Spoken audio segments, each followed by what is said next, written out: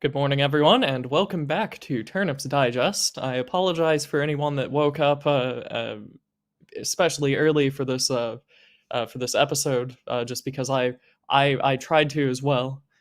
There were quite a few issues on my end, which were unanticipated, and I'm rather annoyed with technological issues for the most part. Maybe technology is not going to solve all of our problems. Who knows? But that is the reason is technological occurrences. So, with that being said, the episode today is going to be quite hard hitting. I think we're going to be going over an organization that kind of gets eclipsed in most analyses of the last century in the United States. This is going to be the John Birch Society, renowned for its extremely hard right takes and conspiracies and whatever else that most people might know about them immediately. They're sort of caricatured as that century's nut jobs, as this sinister right wing force that is at once just in the shadows taking over all the major institutions of the country and cementing a hard right century of political dominance, and then on the other hand is staffed by raving loons and clowns and incompetence. Typical branding for that part. So that's what we're going to be talking about today. We're going to perhaps be giving them a little bit more of a fair treatment than most other people give them whenever going over them. So to talk about them, I am joined by Mr. Grant Brooks. How are you, sir? Doing well, Ryan. How about you? I'm doing as well as I can be, despite the kerfuffle this morning. But that's hopefully that's in the past. This I think will still go well. It'll be have to be even more hard hitting and concise now, given the time constraint that I've arbitrarily imposed on us, I suppose you could say. Well, hopefully people got their second cup of coffee or whatever, so they'll be ready to dive right in. Yeah. So, before starting, Mr. Brooks, I believe I have your Substack linked in the description for people that aren't aware of you. You've done one other episode, if I recall, on this channel. What can they expect from you? Where else can they find you? Give a little bit about yourself. Yes, I believe I've done two other ones. I was Presbyterian, or the history of the Reformation in Scotland, and then Oh yeah, Presbyterian in America. sorry, I'd You rolled can those into definitely one. no, that's fine. You can definitely check those out. My Substack obviously will be linked. I just did an episode with T.R. Hudson of The Double Dealer talking about Heart of Darkness, which is one of my favorite novels in the English canon. So you can also check that out. I'm pretty happy about that. Fantastic. And what do you typically specialize in? What's your thing? Well, I do mostly essays about American history or modern political analysis that I find interesting, or Bible commentary. So those three things are the things that I probably write about the most. Yeah, and I would highly recommend, if you haven't yet come across Mr. Brooks, or if you have on a few other episodes now and haven't yet checked him out, do so. The link of his link is in the description. Go read what he has to say. It is very much worth your time. And I think it is best to say that you have an affiliation, I believe, for the New England area and its heritage and its sort of political traditions. Is that a fair characterization? Yes, you could say that I'm the token Yankee of the OGC or something. Uh, I have ancestors who came over on the Mayflower, and I've always been fascinated by the Puritans and by New England and their specific political, I guess you could say, political development, the things that they're interested in, dating, all the way back to John Winthrop's Massachusetts Bay Colony, going all the way through the Progressive era. Right, and this is what we're going to be talking about today is probably not what you would immediately think of if you thought of New England organizations and political culture, especially because this sort of gets characterized as some sort of hick conspiratorial organization typically. But I think it's fair to say that this is going to be um, or rather, I think it is best to say that you are the man for the job for this stream, given that not only are you aware of a lot of the figures here, but I think that you might be able to provide a lot more context as to where they're coming from, because a lot of the a lot of the people we're going to be talking about today are either Midwesterners or New Englanders, if I recall correctly. Yes, that's right. I mean, you have quite a few Southerners thrown in as well, um, people like Edwin Walker and such. But yeah, the John Birch Society is really, really interesting because what we understand as sort of the modern right wing, the John Birch Society is really the first organization that really puts all this together, right? They bring together the religious conservatives, sort of the old right slash paleocons, the enemies of the New Deal, the anti communists, nativists, and the America First isolationists, as well as sort of like what you would have said is maybe the remnants of the classic Southern Democrats, right? The anti-integrationists. Like all these pieces have existed for, however long periods of time and have had their moment in the sun. But the Birchers are the first ones that really bring it all together and make something new with it, so to speak. And in many ways, we are still sort of living in the political climate that the Birchers, in a certain sense, created, but in a certain sense, were also sort of formed by. Right. This is going to be something that I think the audience should know going in before we get into specifics or telling the story of the society or anything like that. Is that this is going to be a group that combines elements of the old right, one might call it, with elements of what was then the contemporary right, on the fringes at the very least. You get both elements of sort of like the Southern Democrats, where you get this law and order. Uh, Sort of focus against these massive demonstrations that were rocking the country. And you also get this idea that forced integration, especially from the top down, the way that it was a federal tyranny over the states. So you get the states' rights aspect as well. You get a very much a New Englander, especially like almost 20s Yankee focus. 1920s Yankee focus on the free enterprise system and the free enterprise market, that is usually a minority view in the South and the Midwest, maybe not so much the West Coast. And you also get this sort of this classic American rogues gallery almost of industrialists and very rich people meeting up in these secretive rooms, trying to dictate what their organization is going to be. And it might be worth noting that although these people are rich, they are certainly not the top, and they aren't the leaders, and that's going to be very important to this. And then you get a bunch of Midwestern isolationists, as you mentioned. It's very much knitting together all of these different right wing organizations that have been very disparate up until this point, because where the story is going to start basically in the late 50s, with a little bit of backstory leading up to it.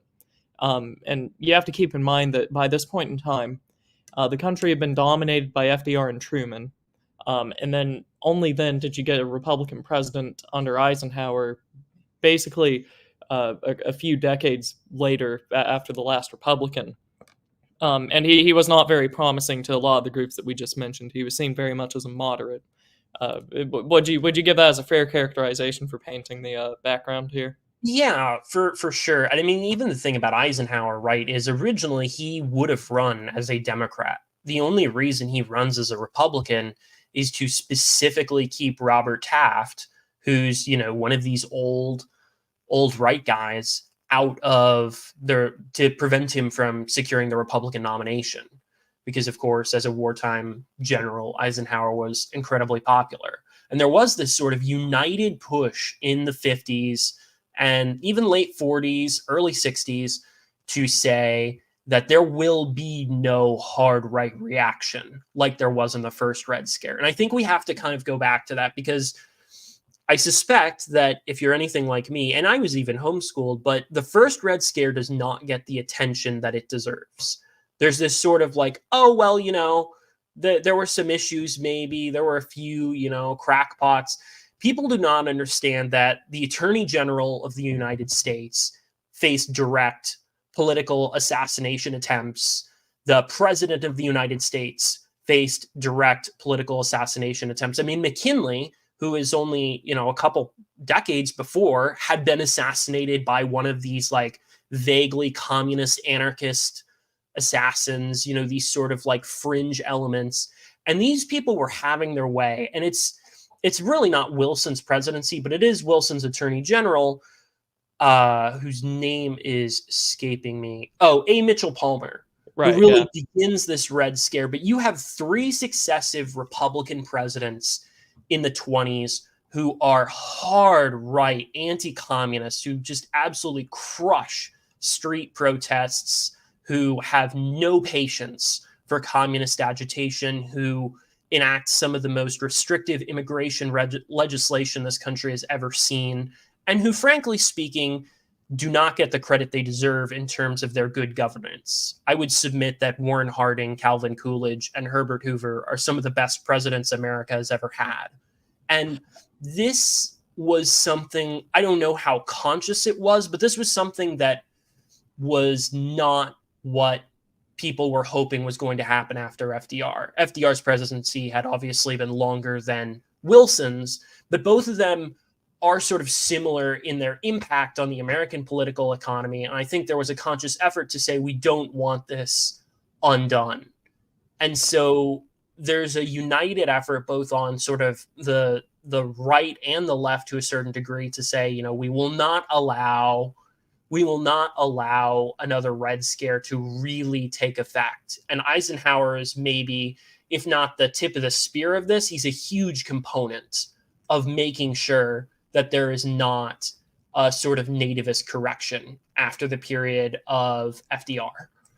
Right. So for people unaware, when we're talking about the first Red Scare, this is going to be the Red Scare that basically it's a debate to whether the seeds were placed or if it just started with the Bolshevik Revolution in 1917. That did not go over well internationally at all, much less in the United States.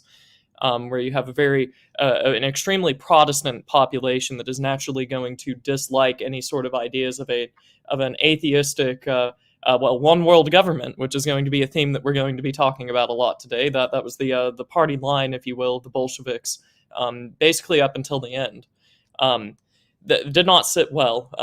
Mr. Brooks mentioned that you had Palmer of the famous Palmer raids. In Wilson's administration that was on site. So you not only had this sort of a almost populist revolt against the idea that communists could be anywhere. You had very strong institutional backing across all branches of government, not just Palmer, but you also had supporters in Congress. This is why you will see the different immigration restrictions of the 1920s are attributed to parts of the Red Scare. They specifically wanted to prevent socialist influence from Eastern and Southern Europe, specifically at this point in time, was where the populations targeted by by the backlash. That's why you'll see these immigration quotas were structured in the way they were, is because they most prevented, outside of just non-white populations, they especially prohibited Southern and Eastern European immigration. And then you had a string, as Mr. Brooks mentioned, of Harding, Coolidge, and Hoover. Hoover is actually going to make a little bit of an appearance at the start of this, because he not only was he fully in on Red Scare 1, but he also was on the ground floor basically of the second Red Scare. He was lending his voice to the goings-on in China. And I think I'll stop there before we just go right into the main subject. But this is what we're dealing with the first Red Scare. The second Red Scare, as everyone knows, before we reveal any new information about the Birch Society as it relates to the culture, did not get nearly as much sympathy from the ruling class. You had one Senator McCarthy, and then you had the HUAC, the House Un-American Committee. But both of these, the figure and the committee, would basically be curtailed, and McCarthy would be censored eventually. Because of this giant institutional backlash, both by the president and his cabal in the White House and the different executive organizations, and you basically had a bunch of left-wing organizations that were non-governmental popping up that were very much against this idea of a second Red Scare, and this is also because the second Red Scare was targeting government officials, which the first Red Scare only did in moderation and felt that it did not have to do, because one can make the argument that during the first Red Scare in the 20s, the government was much less red. Well, So right. I mean, exactly. You had essentially the people you were targeting were like these foreign anarchists who were probably, perhaps not even legally in the United States, who were like cooking bombs right in their like horrible kitchen in Red Hook or something. Whereas the second Red Scare, you're dealing with communists who have perhaps been in government for 10 to 20 years or longer. I think even Hoover's support of the second Red Scare is a lot of the reason why he gets a lot more grief than Coolidge or Harding even do. And, to the point about Eisenhower, right? Like the court history of Eisenhower is that Eisenhower turns against Joe McCarthy because Joe McCarthy, goes too far. And Eisenhower's like, okay, well, now we have to stop. But the truth of the matter, when you delve into the history of this, is, of course, that Eisenhower hated these people and viewed them at best as a massive liability that needed to be dealt with. You had people other than McCarthy, like Senator Noland, who gives the history of John Birch to Robert Welch. But really, even in that very early stage before the hammer has dropped, there's an understanding that the beliefs of the old right, the beliefs of the John Birch Society, hardline anti-communism is outside the Overton window. You're permitted to kind of be like, well, maybe it's not a great idea to have our State Department infested with communists, but, God forbid you want to do something about it, which has sort of strange echoes of our modern political debates, I think. right, and specifically domestic anti-communism is outside the Overton window. And this is another big differentiation between the first Red Scare and the second Red Scare. The first Red Scare was it targeted foreign populations specifically, not necessarily governments, though that would eventually, that would obviously be included, but that wasn't the main cause. It was against subversive peoples entering into the U.S. and corrupting its society. The second Red Scare had basically two different strands in it. One was the line of thought that the Soviet Union had to be stopped at all costs, and that was the absolute main enemy of the United States now and forever. And the second strain of thought and these aren't mutually exclusive within the second Red Scare, is that domestic society in the United States has been captured by communists and needs to be cleansed of them, basically. And this comes right off the heels of the FDR and Truman administration, two of the most left-wing executives to ever occupy the White House, who, well, almost certainly were hiring Reds in various different departments. So, well, okay, like the post-war thing, they're at the famous conference. I don't remember if it's Potsdam or Yalta, but the famous photo, right, of FDR, and there's a guy whispering in FDR's ear. The man doing that is named Alger Hiss. And Alger Hiss was not only a communist, but a literal agent of the Union of the USSR, right? Like the communist subversion, it's not a myth. It was really, really deep, especially into these governments. Like even the whole list that Joe McCarthy eventually gets that everyone like pillories him for, that list came from Herbert Hoover, or not Herbert Hoover, J. Edgar Hoover. And J. Edgar Hoover creates this list because he's basically told in the mid-30s that, listen, okay, we're on wartime footing. You're not allowed to go after communists in the government. So J. Edgar Hoover sort of stomps his feet, goes home and says, fine, I'm just going to make a list of all of them and leave it around for someone to find. Yeah, I'll do it myself. Yeah. Yeah, literally. With those, just to finish the point here, with those two strains of thought, the second Red Scare, the domestic communists being the threat, or only the foreign communists, basically. The second one is much more socially acceptable, and you can see why. It doesn't matter which executive is going to occupy the White House until maybe the 70s that this becomes even the second one becomes sort of outdated. So it has long longevity. The Soviet Union is very much a large foreign enemy. But the big thing to keep in mind here is that it basically serves the interests of any organization that has bureaucratic aspirations. And this is why you get liberal anti-communism in the second Red Scare as opposed to the much more conservative anti-communism in the first one. This is why progressives were often branded as conservatives. Was especially the influence of the first Red Scare. They took a very traditionalist bent. contrary to their name, I suppose, whenever it came to defending American society against this anti-communist threat during the Second Red Scare. You get essentially liberal internationalism is the mainstream and acceptable option, and then you get what we're going to be talking about. John Birch Society nut jobs is the domestic, unacceptable reaction to this. Well, and the point too to make about like progressives, there's a lot of misnomers about like what does it mean to be a progressive? Because in the early era where you could say progressivism is a exclusive sort of American construct, the progressives are unbelievably nativist.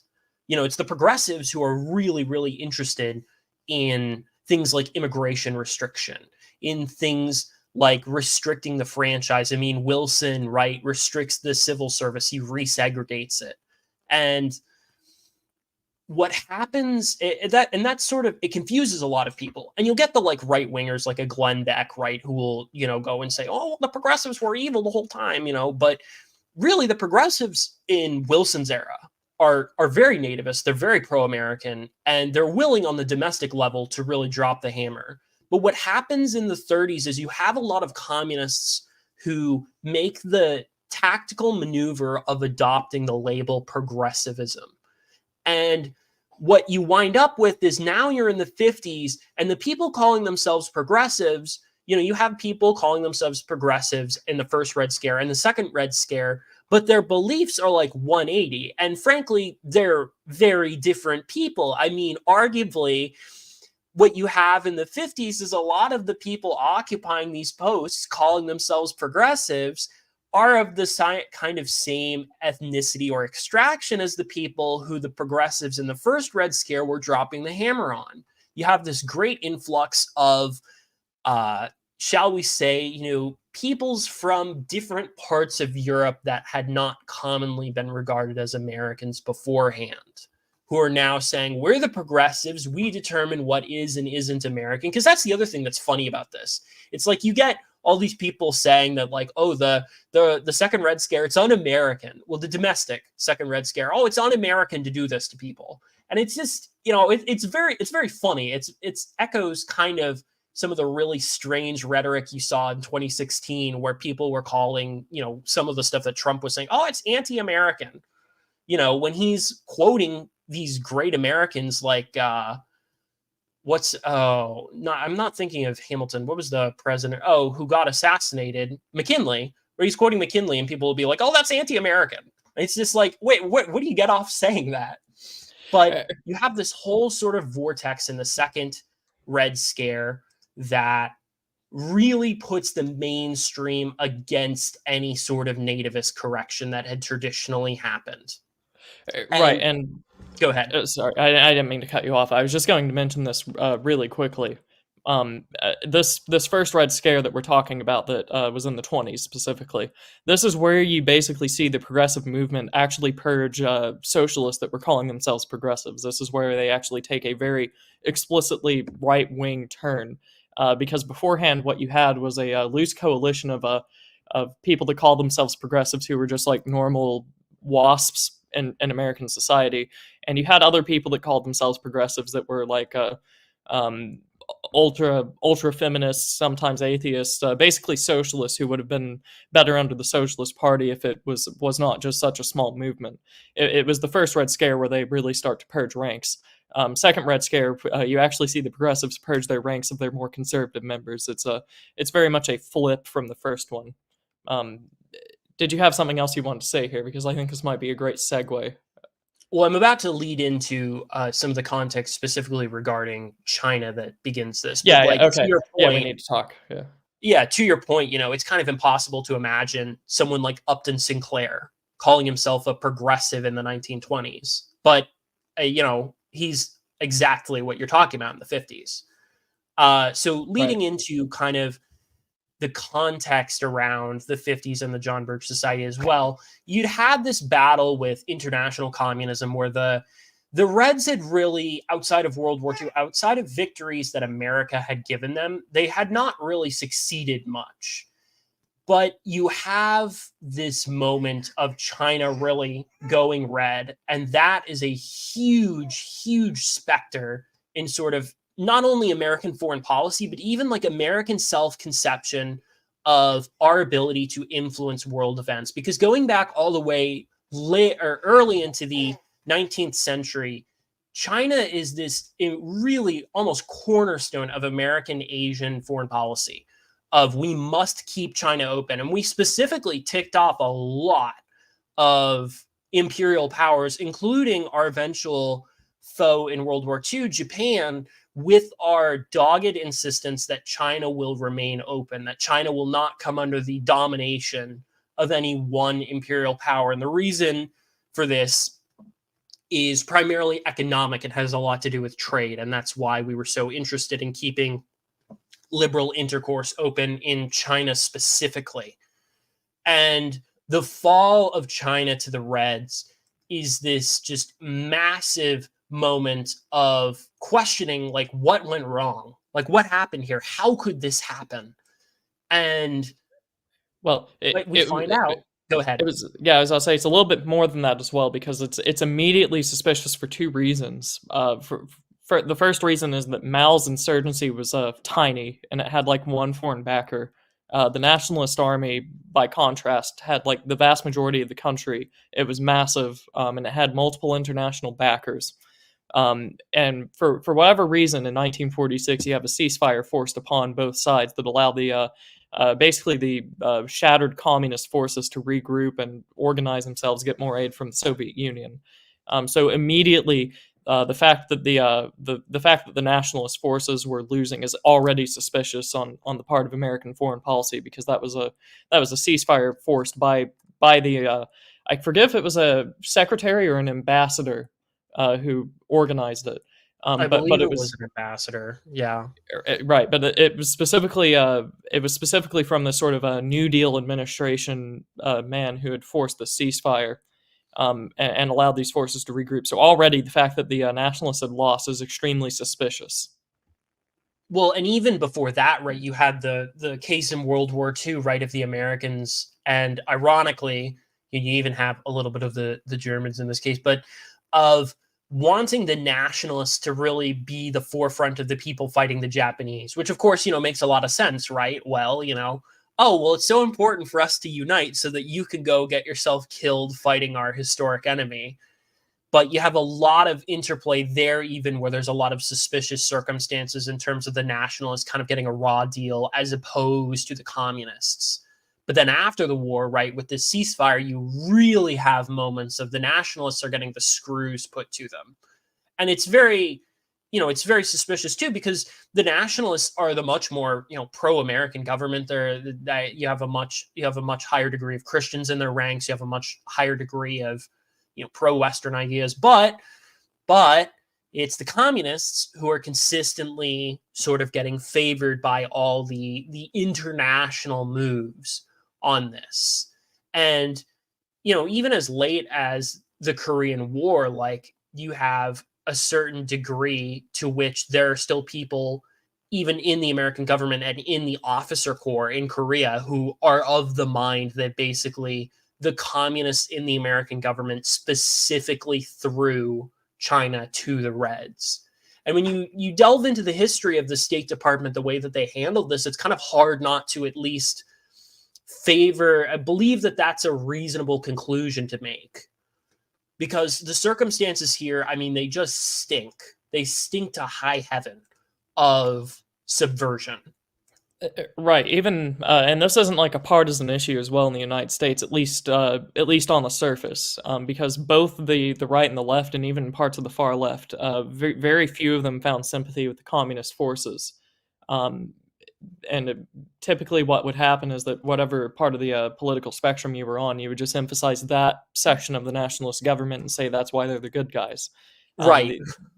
The idea that any American could favor the communist forces explicitly or even implicitly was such an outlandish idea that it could only mean that that person is a communist. There's no other reason that they would favor it. If they were like a left-wing socialist in the United States, you'd support the nationalist government because nominally they too were left-wing socialists. If you were a right-wing nationalist, you'd support the nationalist forces because they were the nationalist part of the Chinese Civil War. That's why this is suspicious in the extreme. Yeah, this is like the smoking gun that like Americans, not only like people in the know, but your average like everyday American industrialist starts thinking to themselves, crap, maybe there are communists at high levels of our government, which of course is true, but that's not the Well, way that it gets told. and beyond this as well, not the reason that they have to look domestically as well is not only because of China, though that is a main thing that we have seen underemphasized in telling this part of the early Cold War.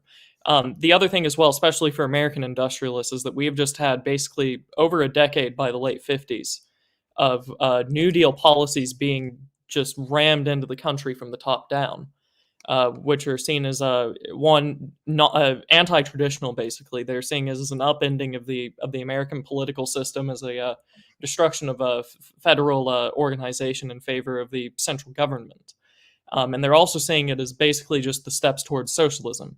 And this was the criticism right from the beginning, against FDR and Truman in their administration. Not Truman from the beginning, obviously, but he carried it on. These industrialists basically were asking, how many more steps after this New Deal does it take until we're considered a socialist country?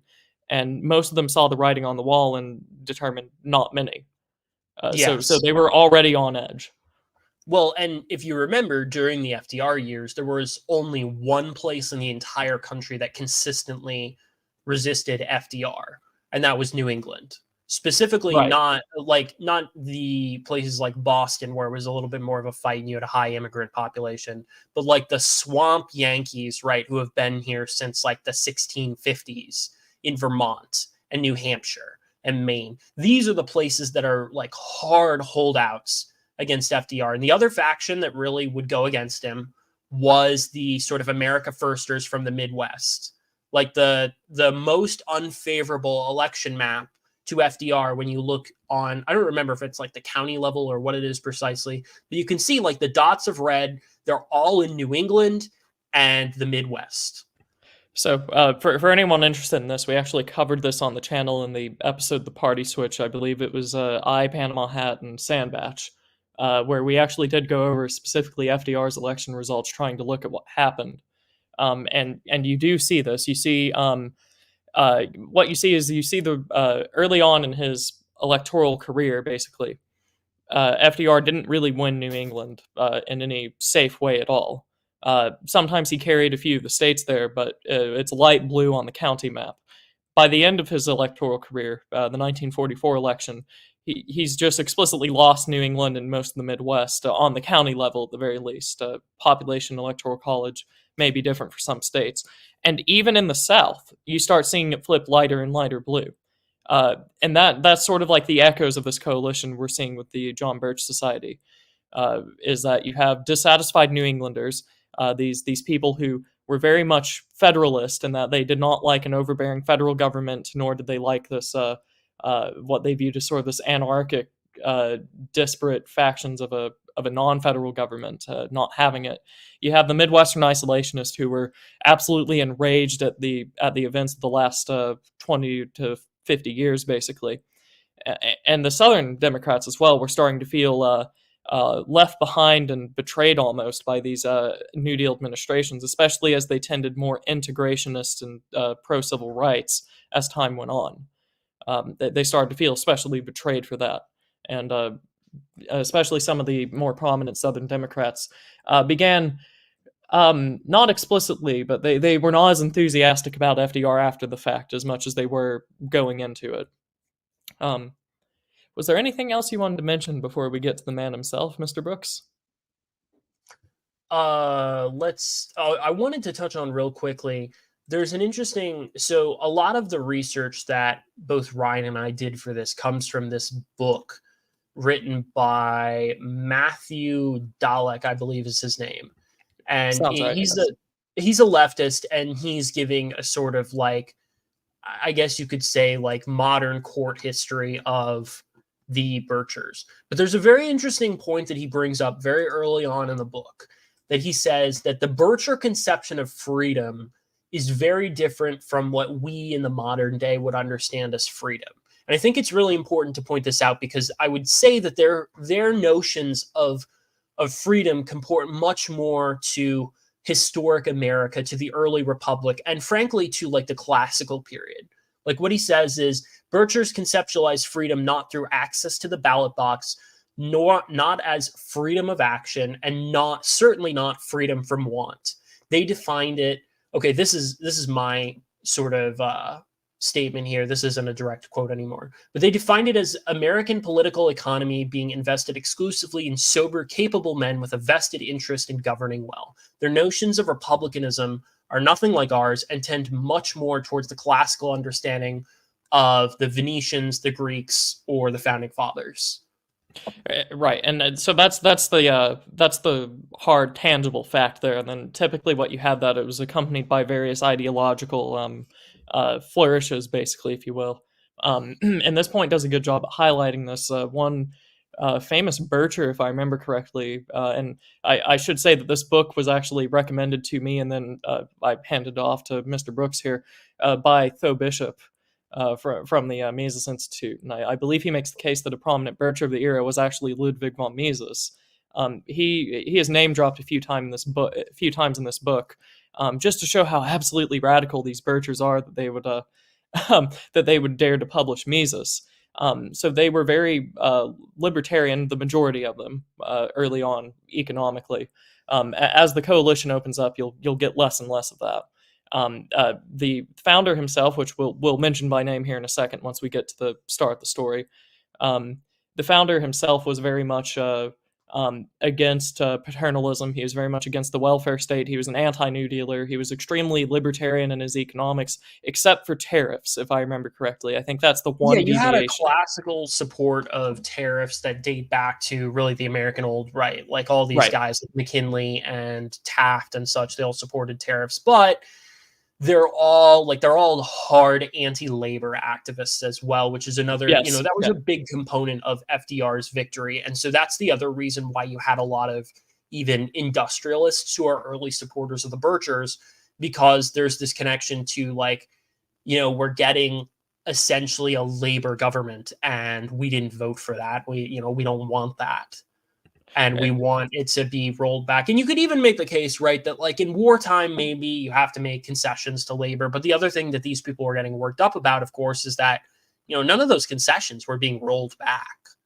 The fundamental transformation of the American political economy that FDR had accomplished was not really receding. I mean, the thing you could say about Lincoln, as much as a lot of people don't like him, is a lot of the wartime footing that he puts the United States on, a lot of the policies that he implements, in the decades after him, they really wane. They kind of fall by the wayside, if not, get directly repealed. And that is just not the case with FDR at all. Right. FDR's administration really marks a first in the amount of policies not rolled back. You can make the case for Wilson, but the vast majority of his taxes outside of a few emergency raises on the income tax were repealed. Same with the domestic laws. FDR, not the case. The National Labor Relations Board, if I remember correctly, I think it predates a time of explicit warfare, but the whole purpose was not necessarily to favor labor, which it absolutely did become almost immediately, and that intention had to be kept under wraps.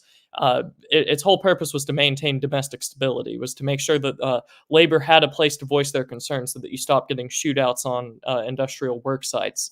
That was how it was sold, and that's the only way you could sell it to the public, because the American public, not just the industrialists and the wealthy men at the top, but the public itself was not pro-union. They're very anti-labor, frankly. Unions, America is almost unique in that way, in terms of how anti-labor, the average person is. You really did not see that to the same degree at all in the European context, even of the Western European countries. Right. Unions were seen as this weird socialistic European import that was destroying traditional society, basically. It was a safe haven for red socialists, degenerates, and rabble rousers, basically. And just looking at who unions supported, I suppose they weren't terribly far off. But the other thing as well is that this kind of gets played up in both conservative and modern leftist propaganda. But the average American had much more respect and love for self-sustainability, self-reliability. than perhaps any contemporary American now does. Especially in the New England area. This gets back to the influence of New England. If you suggested to like a Vermonter or a New Hampshireite that they needed Union support in order to get by, it would be an insult. You're insulting their ability to provide for themselves and their family. I'd probably punch you in the face. I mean, that's the like the thing too is Americans were really, really proud of their industrial capacity. Like it's kind of hard to wrap your mind around, like being really anti-labor, but being really proud of industry in a certain sense from our sort of the way that this subject gets taught. But like people in Michigan and, you know, even places like Massachusetts, right? They're very, very proud of their industrial might, their country's industrial might, even their state's industrial might. And their conception of this would be like, you're essentially trying to subvert it. Like they would regard unions in a certain sense as an explicit communist subversion of the might of American labor. And we have to kind of remember too that the Soviet Union gets, you know, this view of like, oh, they're all just industrialists, which there's a lot of truth. There was a lot of industrialization, but make no mistake, like American industrialization was the only reason the Soviet Union wasn't fighting World War II with essentially like spears. Like that's the thing that's kind of that gets left by the wayside. Like people will make the argument about how many Russians died in World War II, and this is like why they mattered more than the Americans. And it's just absurd because like pretty much every piece of material that they were using came from us, either directly or indirectly. Like American industrial might was what won World War II in a very, very concrete way. And there is a sense from the waning of the World War II sort of view of this matter that, well, why is it that these people are so insistent on importing all these sort of like quasi-red institutions into our labor pool when it's worked so well without them? I mean, that's the other thing. There's just a lot of like open skepticism about labor, like even like unions being necessary. And you kind of still see that in American politics today. Right. So they were very strongly against labor. I hope that the audience can come away thinking that. So I don't want to clamp anything down here. I suppose that Mr. Brooks and I might have to just go chapter by chapter here at the Old Glory Club next year. Yeah, in a couple of days, I suppose, and actually give a full treatment of the John Birch Society. But just to give the overview here, the man himself, and this would be Bob Welch, Robert Welch Jr., if I remember correctly. I think that was his title. This is the man who founded the John Birch Society, and just to give a little bit of background, his brother had a very successful candy making business. Both of them were extremely intelligent. This can't be understated as well. They were not idiotic nut jobs or crazy people.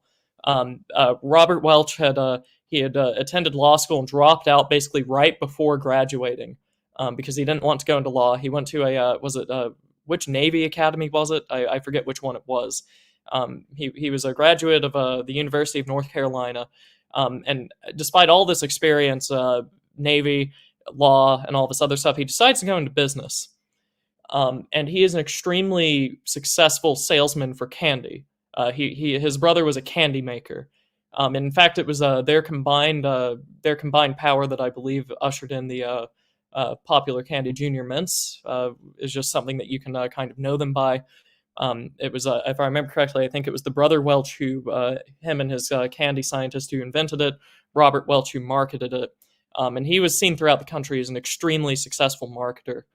This sort of era of like 1950s candies and their different advertisements and whatever, a lot of that stuff can be either attributed to Bob Welch as he came up with certain tactics, or he popularized them, or he used them at their best. This was an extremely successful man, and his wealth showed it, basically. This was also a man who was of the old right extraction. He felt betrayed basically by the entirety of the 20th century as it had unfolded at that point. Contrary to Mr. Brooks here and somewhat of myself. I guess I've softened on the issue a little bit. Welch was extremely angry at the way that the Wilson administration turned out. He saw it as too internationalist. He did not like how the New Deal turned out at all. He opposed it from the beginning. He was exceedingly against the intervention into World War II, much less against the, not less, rather, against the supplying of the Soviets, as Mr. Brooks was alluding to. And now, after the fall of China, he was absolutely incensed. Something had to be done, basically, because the way that this was all going for these old right elements was basically their complete elimination from American life. And that's where Bob Welch really comes in. He organizes a group of very prominent manufacturers. Once again, not the richest. These are not like these are not this era's Vanderbilts and Carnegies. Yeah, this but is rather not Nelson Rockefeller or anything like that. Right. And these founding members, basically, these are like the people probably 2 to 3 tiers below them. This is like the people that founded refrigerator manufacturing companies, dog food manufacturing companies, and whatever else. Very wealthy individuals, people middle class, like maybe upper middle class, like entrepreneurs. These are not like elites the way that you would understand that term. Right. These are extremely socially mobile people, and this is something I wanted to mention about Welch's background. He came from if I remember correctly, a Baptist family. His father was a farmer. His mother was a former elementary school teacher who homeschooled Welch, and this is where he came from. Yeah. Well, okay. To that point as well, it's worth noting. Ryan and I have talked about the fundamentalist movement in American Christianity and the Presbyterianism in America stream, because there's a lot of crossover between Presbyterianism in America and fundamentalism. Of course, Presbyterianism is somewhat responsible for creating the fundamentalist movement. Literally, the book, The Fundamentals. Yeah. Yeah.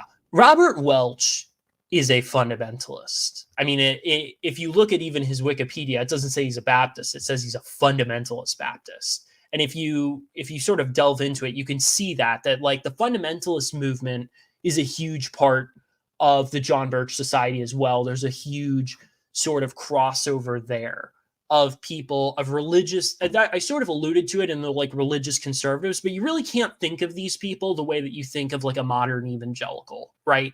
Like the fundamentalists were so much, I mean, I don't want to say like harder right wing, because that kind of like that's not exactly precise, but it's kind of close to what I'm getting at. Like these people would be they would have a belief that essentially like America is kind of falling apart, that America is losing its soul in a real sense. And so that gives them this added dimension of this is not only a political fight, this is not only an economic fight, this is a religious fight for America's soul. This is an attempt being made to destroy the religious foundation of America, and we must fight for the religious foundation of America. And this will be a theme of the John Birch Society, especially during the Warren Court years. Which is the entirety of its tenure, basically up until the end when Warren is not there anymore. So we'll get to that in a second, though. But this meeting between Robert Welch and the men that he summoned, these upwardly mobile, very successful upper middle class types who were, and this is an interesting thing, they were primarily accepted for their character traits, patriotism, their integrity, their morality. Was the main reason that he assembled them there. He wasn't necessarily looking for funders, though that was a very nice upside. He was looking for people that would be on side, people whose character reflected their dedication as well. These gentlemen met in late 1958. So this is basically at the height of, or not the height, but certainly the height of the beginning of integration. Where things are really starting to hit the fan. The civil rights movement is becoming the main topic in American life. China has fallen. The Reds are looking to take over the world, basically from the perspective of the average American, and the government has been occupied by New Dealers, and now this absolutely disgraceful Eisenhower administration who did not repeal a single bit of the New Deal except for little piecemeal bits here and there, if not strengthening other parts outright in turn. Something has gone direly wrong, and these men are there to fix it. and that's that. This is basically where the John Birch Society is founded, are by these people. And just a little bit more to their character. These founders were very much they were in respectable institutions. Not so much that these institutions were like the Harvards of their era, but rather they were running things like the YMCA, Rotary clubs. They were lauded in their local newspapers. Quite a few of them served in the National Association of Manufacturers Board, which was it was an interest group meant for American industrialists and people who like the free enterprise system. Basically, was what it turned into, and it eventually purged its more moderate elements, like George Romney. He makes a few appearances throughout this as he sort of exemplifies this moderate and pink Republican person, traitor, basically. This is sort of the people that they're against from the outset, if you will. And here's just a little quote from the book. They were rich, white, and almost uniformly Christian. They were still in their prime, colossi bestriding the world's most dynamic economy. And I think this is sort of the feel that you need to get for this early stage here. Something had gone wrong. The courts were basically trying to secularize America, if not make it outright atheistic. Integration was being pushed from the top down and absolutely destroying traditional American society. The free enterprise system was it was gutted, if not dead, from the perspective of these people. The New Deal was the final takeover for basically the step before socialism. And World War I and II for at least half of these people who met was a mistake. They thought that the U.S., if not explicitly, had joined the right side, that should just never have been involved at all, one or the other.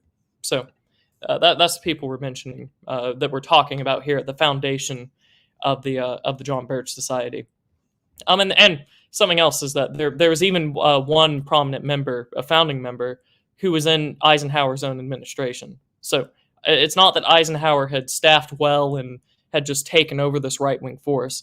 People had gone along with it, and he had put them in power, and they were even dissatisfied quite extraordinarily as well. So anything else with this founding group, Mr. Brooks? I mean, I think that point about the description of them is really, really important to kind of hit on, because, you hear from a sort of hostile author what he thinks of them. But what he's saying in those descriptions is like, these are the people who built America. These are the people that you think of when you hear the word American. And they're existing in an administration that is trying to actively change what it means to be an American. That is, in a certain sense, trying to erase the word American meaning them. It's trying to change it to something else. And so their revolt against this is, 100% not only understandable, but laudable. And these men deserve a lot of credit for, despite the fact that they're really not in elite institutions, they're the ones who are saying, if we don't save the republic, who will? And so they step into this sort of action. Right, and this is something else that I forgot to mention as well. They were extremely disillusioned with the GOP, kind of like we are now. It's very easy to read our current situation onto the Birchers. They viewed the GOP as gutless, spineless cowards who would sell out the country at the drop of a hat. They had gone for Eisenhower over a man like Taft, and they would basically, they fumbled the FDR era as well. The GOP were not to be trusted, but they viewed the people running, staffing, and writing policy for the Democratic Party as utterly evil. So they were firmly outside of either party, but they viewed the GOP as sort of like the devil and certainly the least evil.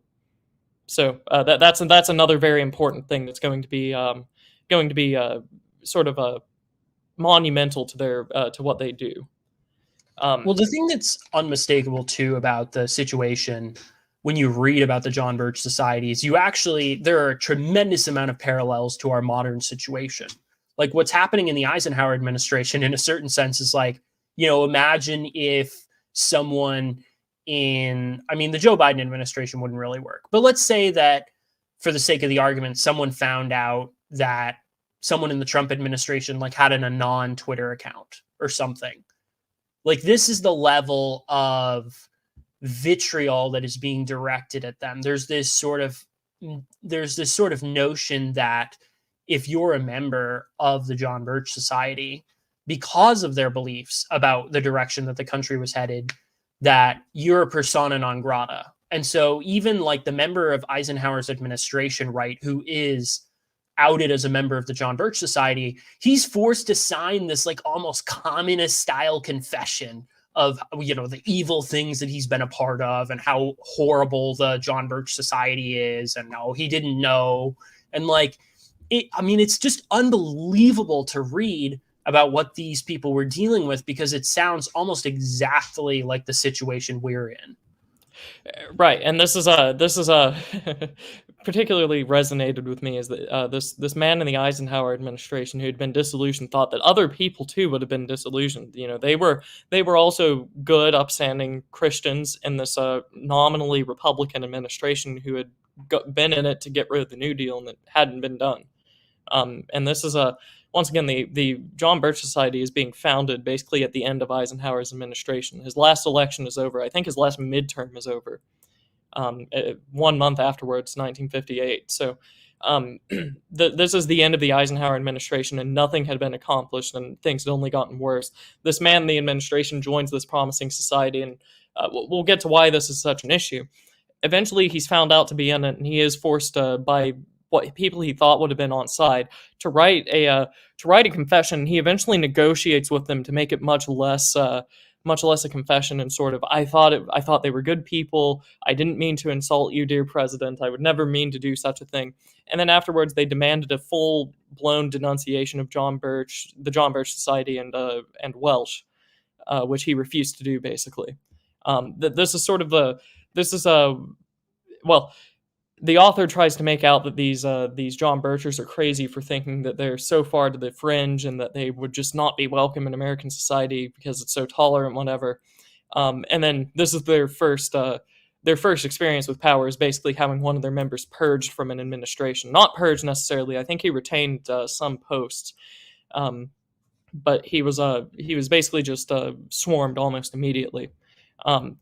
So, and then another thing, just for the background of Welch as well, before we get into really what they start doing now that they're founded, he had met with a bunch of specifically Asian anti-communist leaders. He had toured Japan, now that it had been occupied, and they were staffing their government with now basically ex-imperial, now anti-communist officers. He had toured South Korea. He had met was his name Syngman Rhee, and then he had met the Kai-shek, or I guess it would be the Chiang family in China. So this man was well connected, and he had a history of publishing anti-communist literature before. 6 years before the society was founded, he had published anti-communist tracts that had not only been popular in the U.S. but had made their way to East Asia and were well accepted by the anti-communists there. So it had been translated, it had been widely dispersed across the globe before the John Birch Society was even a conception. And then the other thing as well, just for people that might be looking for names they recognize, it would be Welsh who would sponsor the distribution of works by Leonard Read, who was a famous John Bircher. This is the guy that famously wrote I, Pencil and a bunch of other specifically pro-capitalist and pro-free enterprise literature. So this is the kind of circles that Welch is running around in. Anything else about the founding before we get into what they do? No, I think we should go right into kind of their organizational structure and what made them successful. Yeah, so I think we should do the organizational structure first. The basic idea with the John Birch Society was that it was almost organized kind of like communist cells. No, I mean, that was explicitly like the way that they designed it. They wanted a system that resembled actually quite a bit the communist cells of the previous decades, right? So they're building a organization that is essentially like you have local people on the ground who are part of a chapter, and the chapters are relatively autonomous. And so it's very difficult to subvert anyone into anything. And this move, honestly, is the bread and butter of their success, because organizations, so many, not only journalists, but NGOs, even in the early days, directly target them and are trying to make it out like all these Birchers are just like insane kooks, and can we get one to do something that will enable us to send the security state and the weight of the Cold War apparatus against them.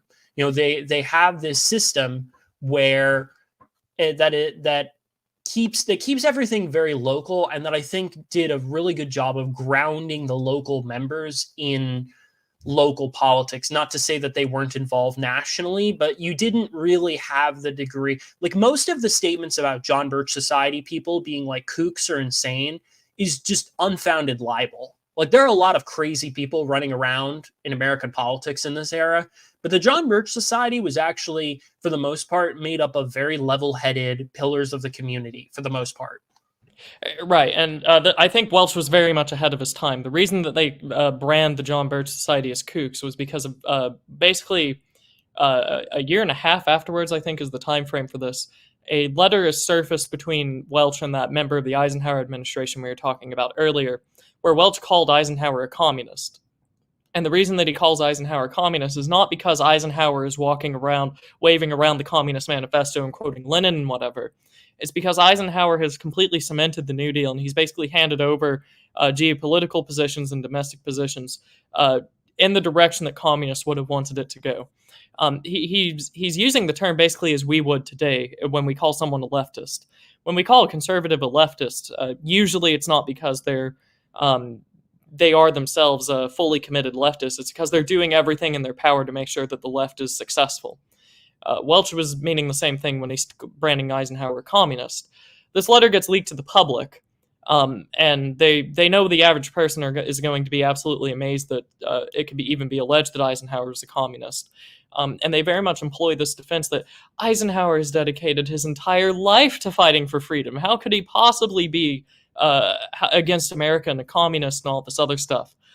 Very, very typical defenses that we might even hear in the modern days. This person has dedicated their life to public service or military service or whatever. It's all the sanctimony. It's all the stuff that they pulled out with John McCain when, in the famous statement like that, where Trump makes some like kind of offhanded remark that's not particularly kind to him, and then you just get like this torrent of how dare you say this of this person who's been nothing but like just all the sanctimony from the same people about how dare you speak against one of ours, so to speak. Specifically against one of the patron saints of anti-fascism. And this might be where the John Birch Society goes very much right. They are not committed anti-fascists, and in fact, they don't really care about it.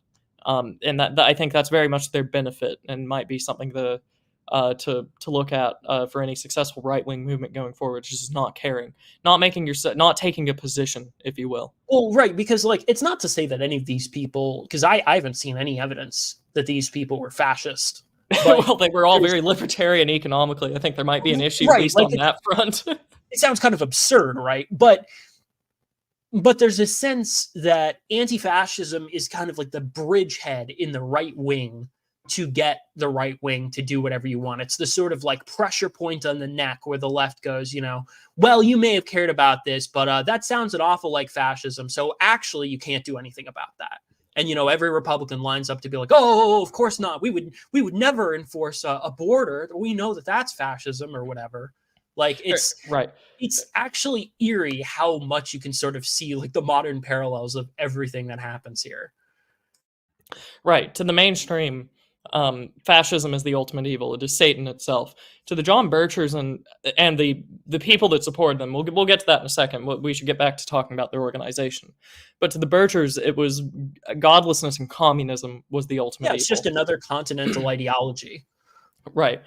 So they aren't going to be really much concerned with fascism. It's a slur, and that's all it is. They don't care. It's nothing that an American would be concerned with because it's not American. It's gone. They're concerned about the godless communists at the border, basically in the borders rather. So this is a very interesting dynamic there. But in terms of organization, they started off with a national chapter, and that's all it was. And if you wanted to join the society, and it was just a few very well experienced organizers, you joined the national chapter and set up your own little miniature organization that was completely legally disconnected from the Birch Society, and basically just served as a front group.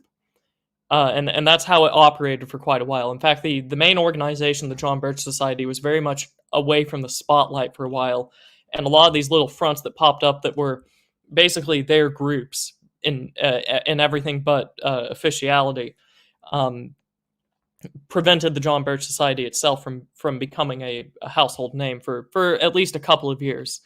And this first form of organization best worked whenever there was a public backlash campaign sponsored in reaction to Eisenhower meeting with Khrushchev. So we can look at this with hindsight, and indeed most histories do, where they say this was a great moment for staving off nuclear Armageddon and easing tensions between the powers. Eisenhower met with Khrushchev, and things did not go poorly. What a great success. We can look on that with hindsight and say, yes, thankfully, the world did not end in nuclear hellfire. Living in the 1950s, though, you do not have hindsight to look back on this with. You have foresight. You can only predict what will happen. And so with all of those defeats that we had just listed for the audience at the start here, on top of that, now Eisenhower was meeting with Khrushchev. This looked like utter capitulation, and it was definitely not positive, if you want to put it in the least terms possible. So a backlash campaign, I believe it was called the Case Campaign, the Committee Against something. I forgot. I don't have the actual passage in front of me. Actually, I might have the passage in front of me. Give me 1 second here. Committee Against Summit Entanglements was what the acronym stands for. And this was a little front group. It functioned perfectly.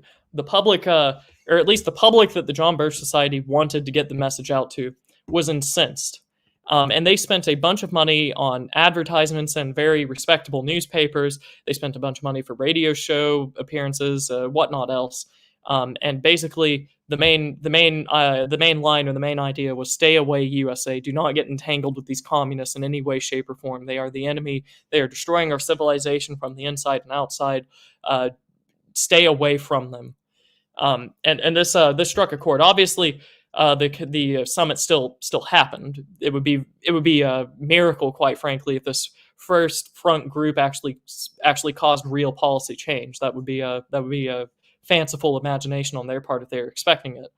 But what it did do is it gave the public a voice, and caused something for policymakers to consider, and that people weren't happy about this, about the softening of relations with the Soviet Union. They viewed it very much as a betrayal heaped on top of betrayals. Yeah, and it had a big impact. And the thing we have to remember too is, like, these summits had happened all the time during World War II. You have all those famous summits between Stalin and Roosevelt and Churchill. And what the public had learned from all those summits is that communists lie. They will tell you whatever you want to hear, and then they'll go and do whatever the hell they want. So there was a lot of justified feeling that whatever it was that Eisenhower was going to agree to, even if it was quote unquote in good faith, would have been an absolute disaster, because the Soviets would have just done what they normally did, which was lie and then do whatever they wanted. And meanwhile, we would have been saddled with whatever obligations this, quote unquote, whatever the motives are, we wind up with from these deals. And it's interesting too, because the thing that you could say about this sort of action is it really is the beginning of sort of trying to set up a new front of dissent about Cold War policy. Because the thing about the right and left in this point, I mean, you think about Eisenhower, of course, being a Republican president, right? There's this sort of unity that, like, all the adults are going to do exactly what they're going to do, and you guys, we'll pat you on the head and send you to bed with a glass of water or whatever. But this is like a real opening salvo of saying, no, the American people have a view of the way that our foreign policy should be conducted, and this is not what we're looking for.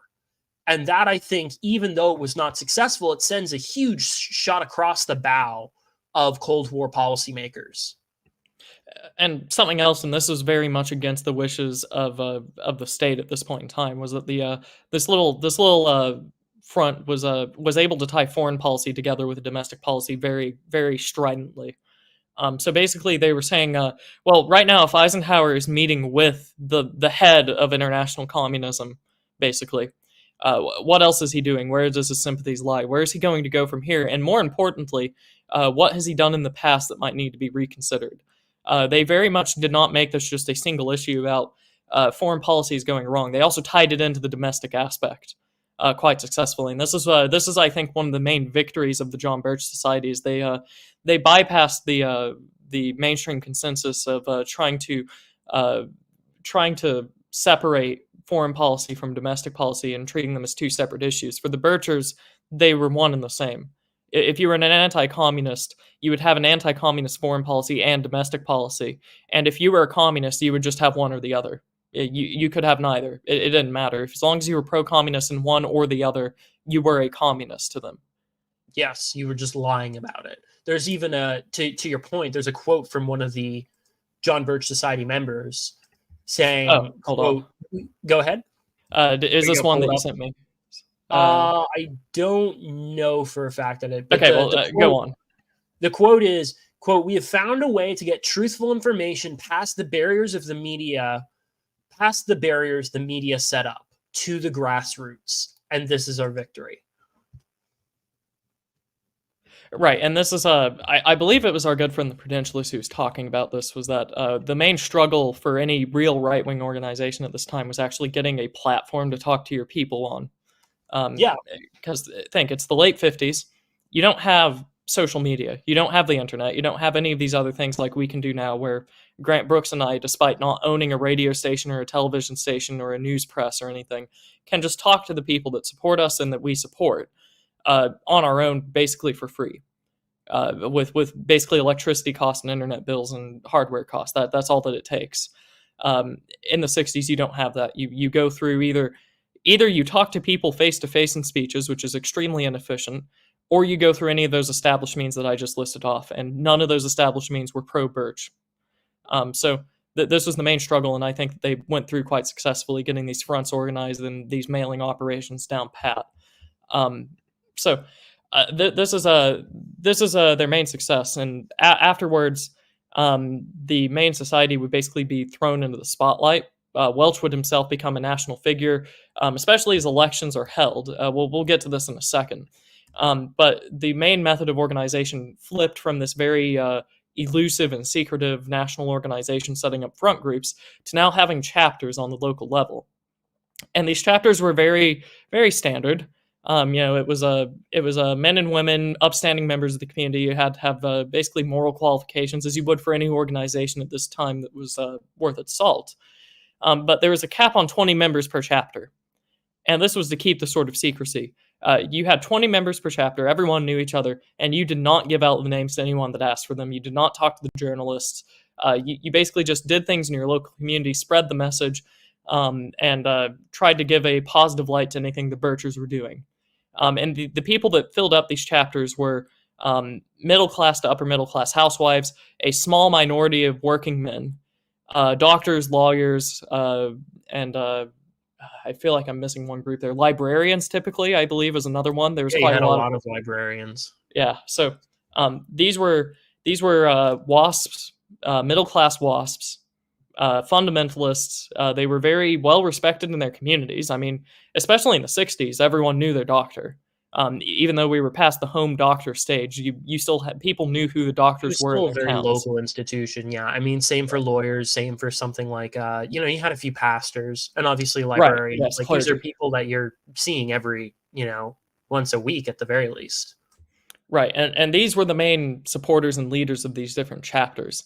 And it's not just these weren't just any lawyers and doctors as well. These were like the people that were also well known in their interest groups and in their different organizational guilds or whatnot.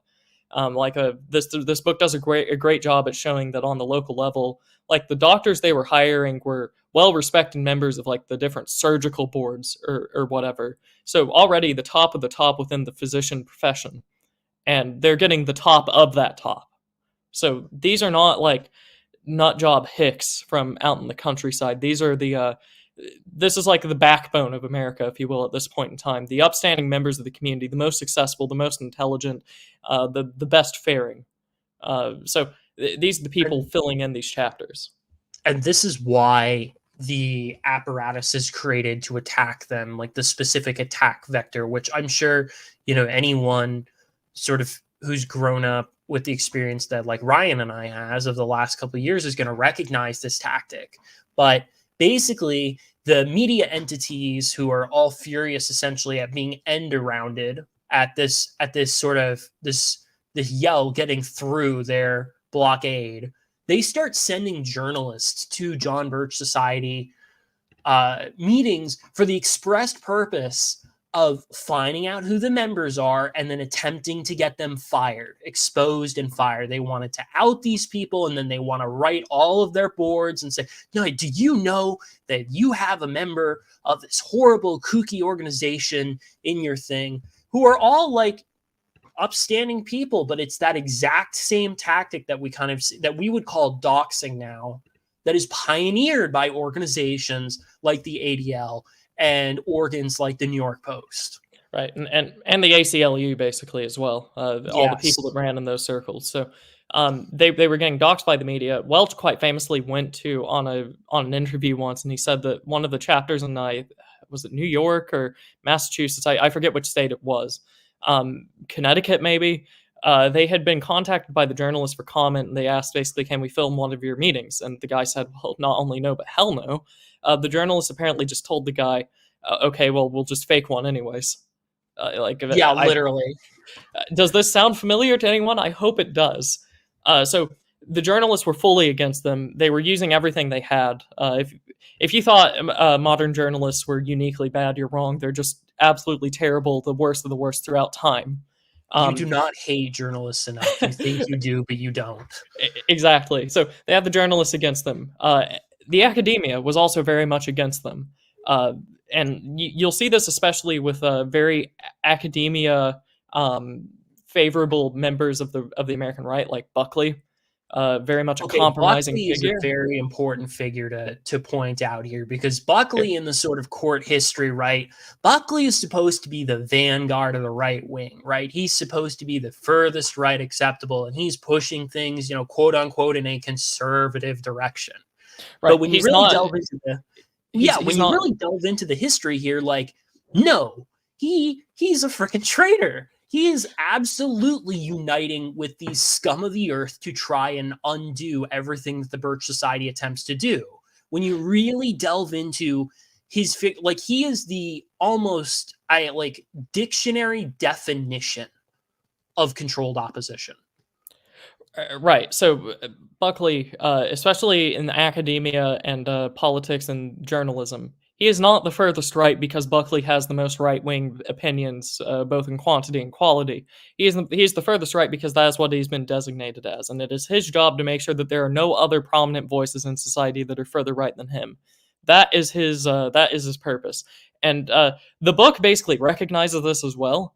And this is sort of like a mask-off moment for this book. This goes to the Sandbach point, as Mr. Brooks was telling me beforehand, before we went live. That it's almost better to read an extremely contemporary history than it is to read something from 50 years ago, because it's very, very much direct and truthful about what these figures were and what they were supposed to do.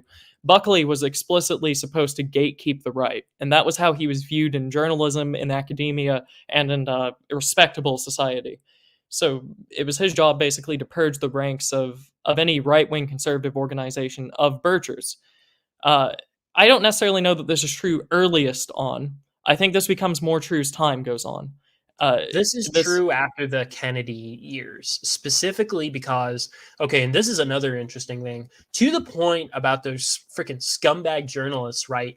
Right after the Kennedy assassination, there's this huge groundswell push. And again, what does this remind you of? There's this huge groundswell push to say a Bircher killed Kennedy, and we need to crack down on the Birchers right now. And to the point that Robert Welch is even worried that it was a Bircher who killed Kennedy. Yeah, just before we get on to that, just to finish out this sort of organization and how this thing is structured, because that comes basically immediately next, both in this book and chronologically. It's all of this negative press that they're getting wall to wall, and once again, that what we were talking about, the lack of media apparatuses goes both ways. if you don't have much, you can't start very much, but you also aren't hearing anything else but what is in front of you, which is the news press, the television, and the radio. It is wall to wall hatred, basically, of the John Birch Society. So there's sort of the author of this book phrases it as like a siege mentality amongst the Birchers, and kind of justifies it. It almost seems as if this lefty who wrote the book is almost sympathetic for them, getting this wall to wall negative press.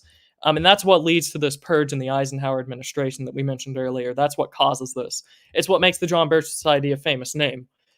So everything is aligned against them now. And just before we move on to Kennedy, real quick, another reason why Eisenhower was absolutely despised by these people was because he had appointed Earl Warren to the Supreme Court as the Chief Justice. And not only Earl Warren, but by the end of his presidency, he had appointed 5 Supreme Court justices. And all of them were pro-civil rights. They were pro-regulation. They were farther to the left than most of the people that FDR appointed, just for reference here. This Which was is an insane thing to think. Like, it's you like, there was a lot of justified hatred of George Bush given the legacy of like John Roberts. But this is like if George Bush had appointed not only John Roberts, but also like Elena Kagan and Sotomayor and I don't know, like some other like hard lefty. It's like if George Bush appointed that one woman, the black woman that Biden just appointed. Oh my, yeah, Jackson. Oh my goodness, Yeah. that would have been. Yeah, exactly. This is the equivalent. So Eisenhower was nominally supposed to bring back federalism to its former glory, decentralize the country after this unprecedented decade and a half of centralization, reverse New Deal policies, sort of let traditional societies sort of reemerge naturally. And he appoints Earl Warren to the court. This is the same Earl Warren that people might remember from their civics and history classes, that spearheaded integration, specifically from the court, not just ruling that desegregation was illegal, but mandating integration in public school systems. This is that same Earl Warren.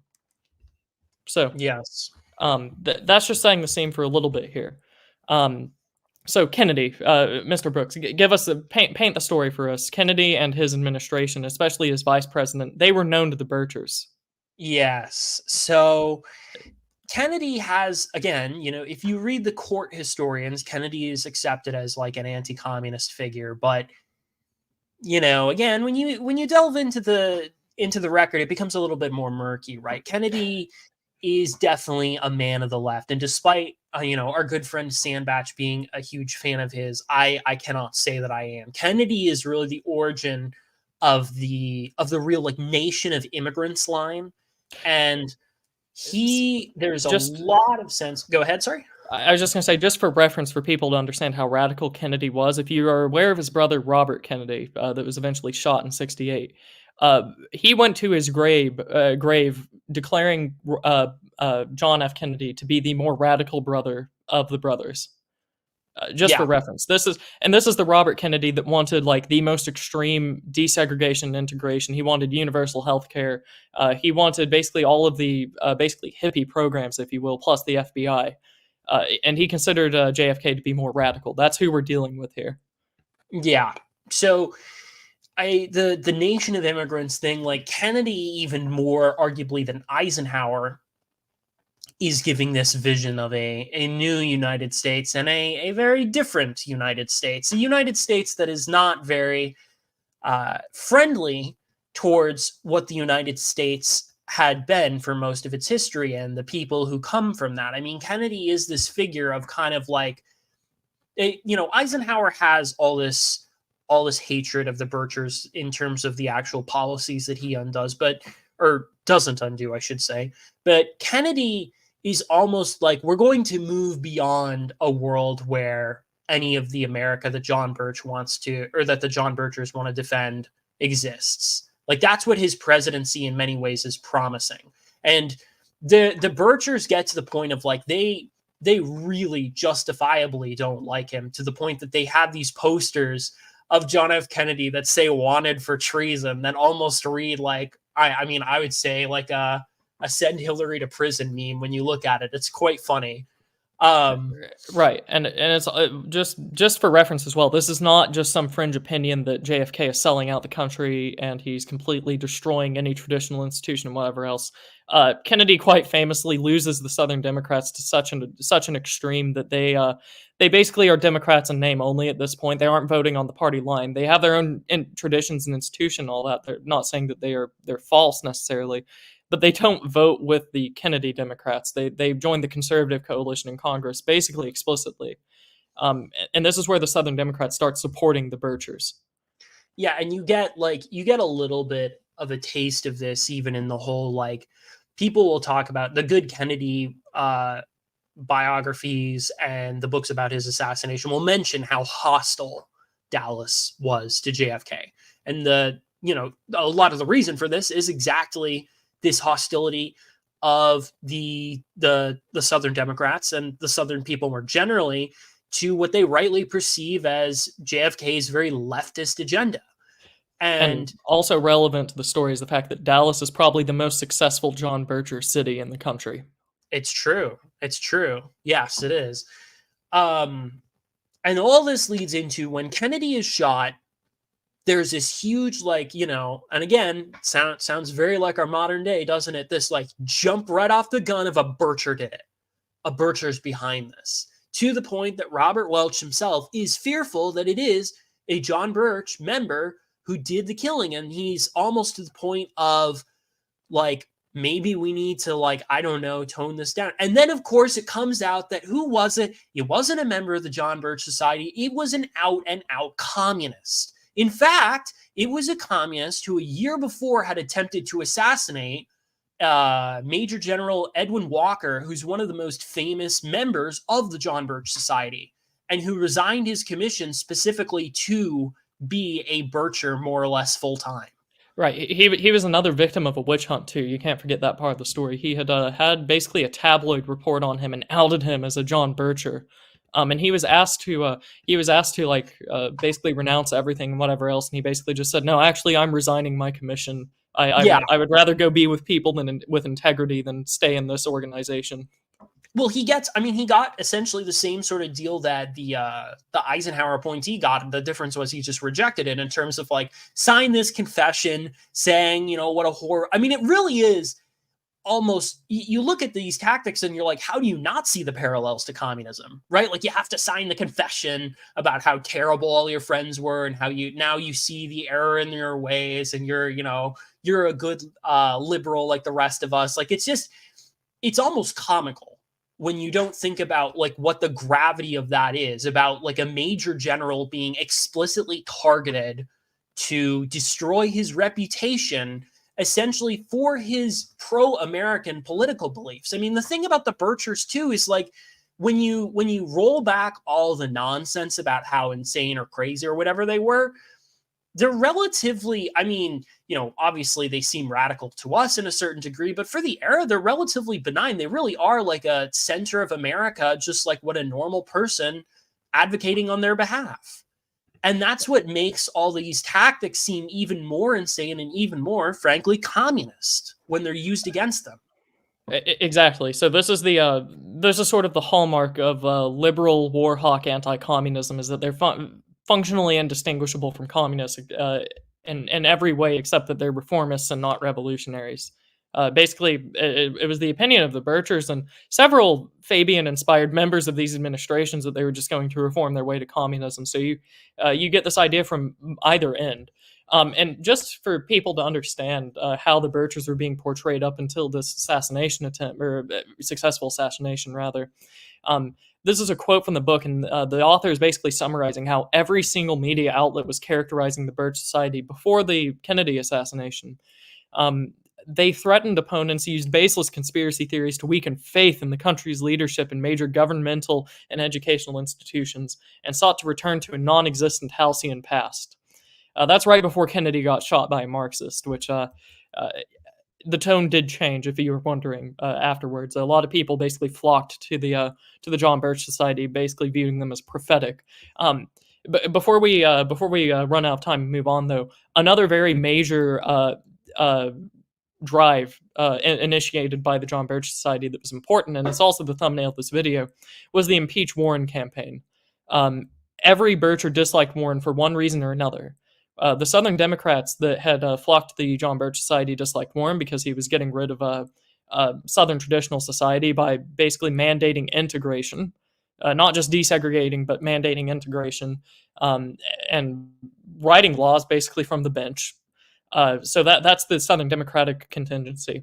The New Englander contingency hated Warren because they viewed him as centralizing the country into some sort of a almost dictatorial regime from the Supreme Court and the executive.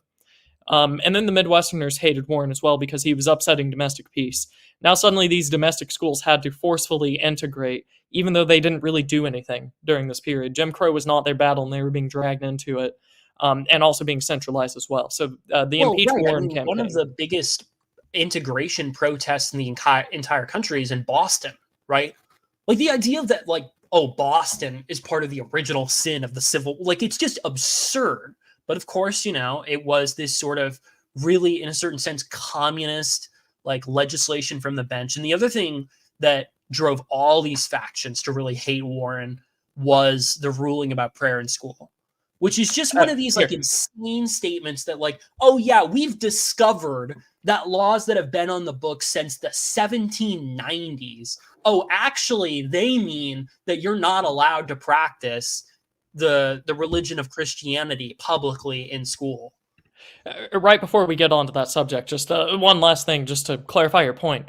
Calling the integration stuff communist is not far-fetched, considering that the only political parties that had supported integration in the United States up until the Truman administration, basically, was the Communist Party USA. So calling integration a communist policy is not just slurring or something like that. It was literally the only position supported in the country was by communists. Well, and if you the ones read that favored the old integration, progressives, right, in like the 20s and 30s, you can find the odd case of them saying that any attempt to integrate the races is a communist idea. It's an explicitly communist idea.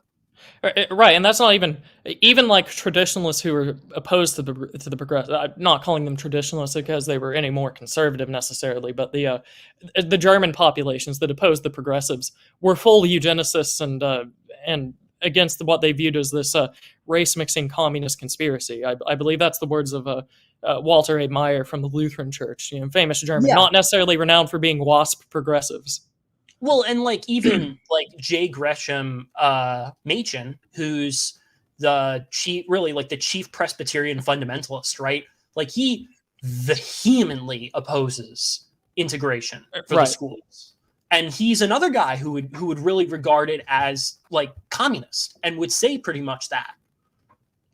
Right. So this is like if we in the modern day basically at the year I was born in like the 2000s, early 2000s, if we saw the Communist Party of the United States came out with a bunch of policies saying we need state-funded transgender surgeries in the 2000s, we need state-funded transgender surgeries, we need DEI initiatives in every single facet of society, we need slavery reparations and whatever else, and then 20 years later you got all of that. Most people in the country, once this is revealed, might be wondering, maybe there is communist influence on the government.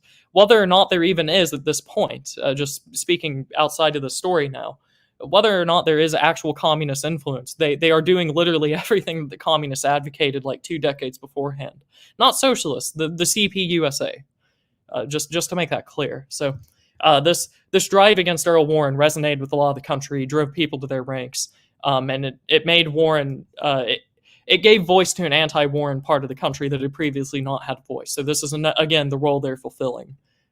These people are going represented in the establishment. The establishment can't just push everything through without resistance. Now they have to slow down quite a lot, which is a very useful utility. Go ahead, sorry.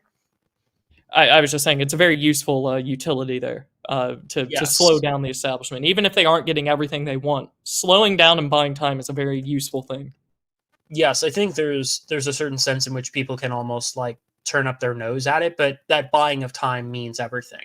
just a little delay to strengthen your own position, it can make a massive difference. And the thing about the Warren impeachment that we have to remember is, even though it's not successful, no justice of any court, whether the federal Supreme Court or a state Supreme Court at this point, had ever been impeached for anything other than like a character defect, like you were caught, I don't know, doing something personally wrong. They'd never been impeached for essentially like a policy decision, like legislating from the bench. And that still holds true, with the only exception being the Iowa State Supreme Court, which was impeached for their ruling on gay marriage.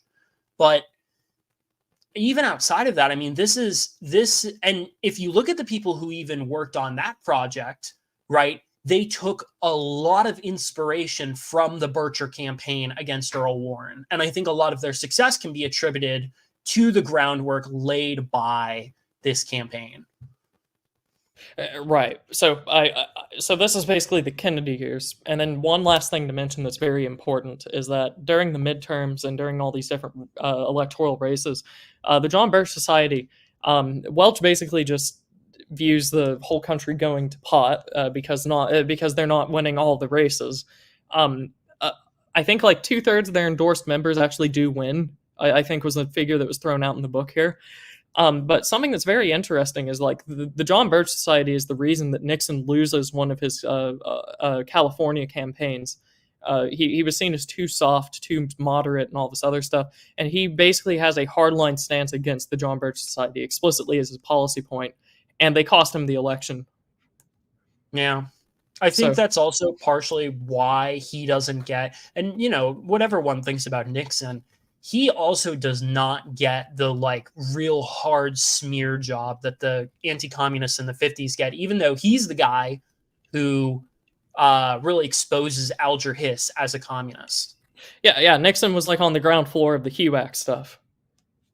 So this is and that's also kind of a redeeming factor in the eyes of the Birchers. Nixon had been on the ground floor of a lot of these things, so he may be soft now, but he was redeemable, I guess, is sort of how you can view him. And he does go farther right as he gets older. Funny trend there, but one very major electoral victory was in California for their superintendent of education, and this was a gentleman named was it Rafferty? I forget what his first name. Max Rafferty. He was running for the superintendent of education in California, a very major state, even at the time. And this is the 60s California that we're talking about here. This isn't a left-wing immigrant California that we have now. This is sort of like the heartland of American ideals, of kind of like the heart of WASP society away from New England, basically, as it's being sort of taken over by Irish and Italians and whatnot. This man won the election basically with the help of the John Birch Society. And as superintendent of education, Rafferty would be responsible for censoring sexual education books. He'd be responsible for taking socialistic, communistic literature out of California, basically doing everything that you would want from a right-wing traditional superintendent of education, to the point where the supposed principled conservatives sort of on the Buckleyite side viewed him as being too radical and too crass. He didn't need to be censoring all of these left-wing books in the schools because our children need to be enlightened, basically, is the line that the principled conservatives took. But to the hard right nut jobs of the John Birch Society, he was a normal person, basically. That's all they were asking for, and that's what he delivered. I find this funny because this book quite a few times pokes fun at the idea that was pushed by the John Birchers that sexual education in schools was a communist ploy, when that's literally what it was. That's why it was introduced in the Soviet state of Hungary, was to weaken traditional society and norms, basically. This stream isn't going to delve into that because that's a topic for itself, but the John Birchers were ridiculed for talking about this and other innovations as a communist ploy, and that's literally why they were introduced in the Iron Curtain.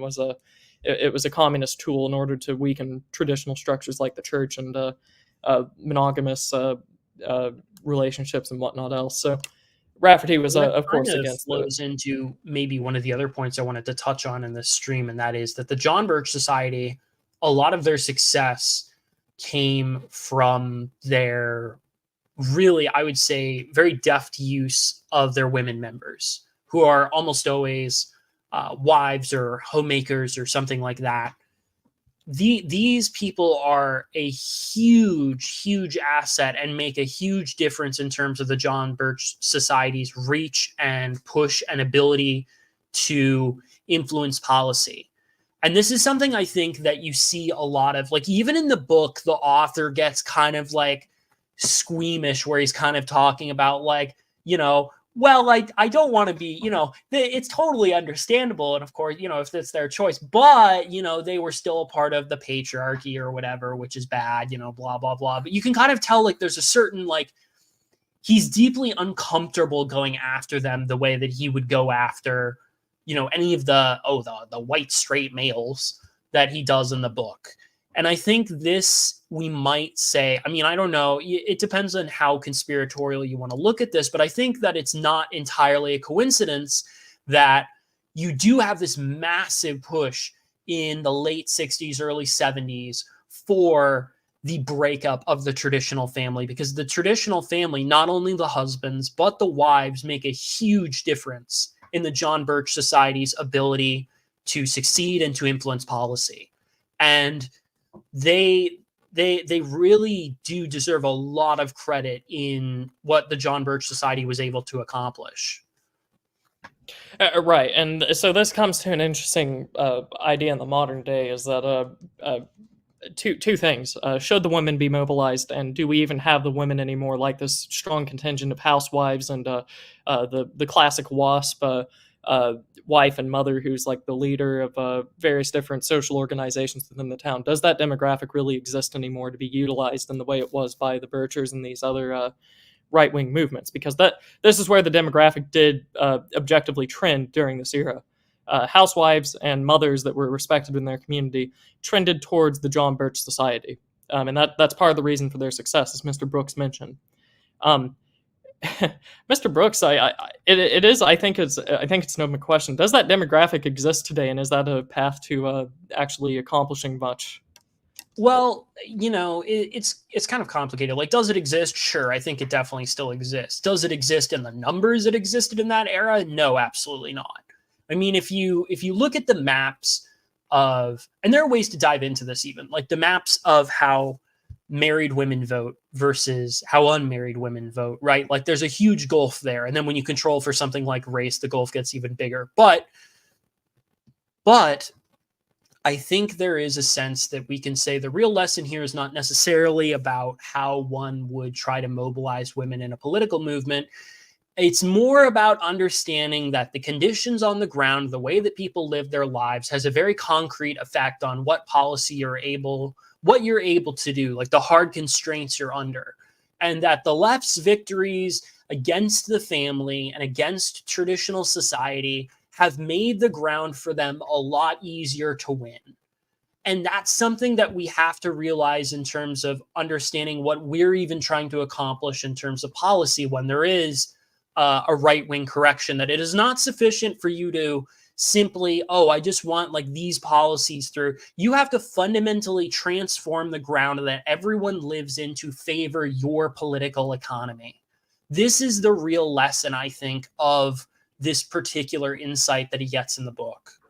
Right, and I would wholeheartedly agree. And I think this might be part of why, especially political strategists, not even like the weird sociologists and academics, were pushing the women's reforms of the 1960s and 70s. They were pushing birth control. They were pushing polyamory. They were pushing working women, single women, and all this other stuff. And it's because I think they fundamentally understood these. If you got the demographic of women in the country to go in that direction, you absolutely kneecapped a major demographic of the actual right, which was the concerned housewife, the concerned stay-at-home mother, the concerned well-respected woman in the community. Those don't exist in the numbers anymore. Even take the whole like divorce question or broken families right out of this, right? What if we're just looking at something like Elizabeth Warren's thesis about the two-income trap for parents? That in and of itself, right, forcing women into the labor market so that they are not stay-at-home moms, that is a concrete political victory for the left wing to prevent mothers from being able to interfere with their aims for childhood education and public policy. Right. If the women are outside the home and in the workforce, they're not educating their children. They're not looking at how their children are being educated by their school system. They're not looking at where the country is going for the future of their children, and they most certainly are not looking at the state of society at large. They're looking at their work. This is, men can do both work and look at society at large because they're not the ones tasked primarily with caring for children. Mothers could care for children and look at society at large, but once you put them into the work, one of these things has to go. Right. And I and it mean, was even with men, it was only a certain type of man who really got involved in these things. Like your average blue collar guy maybe like liked the Birchers or thought that what they were saying was right. But the people or thought who that were they were a really, bunch of stuck up elitists, one or the other. well, right, of course. But the people really involved, right, the men really involved are in these like specific professions that there are obviously not going to be that many of. You know, there are not going to be that many doctors or lawyers or pastors compared to the number of industrial workers. And so having this huge groundswell of married women who cared about what their children were being taught and who cared about the direction of their country was, I mean, it really was an indispensable asset that in a certain sense gave the Birchers, magnified them far beyond what their original membership was capable of in a certain sense.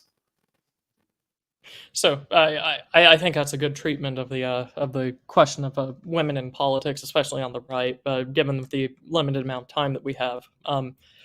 Is there anything else in sort of like the heyday that we wanted to touch upon? Because I feel like, Mr. Brooks, you might be best sort of like that.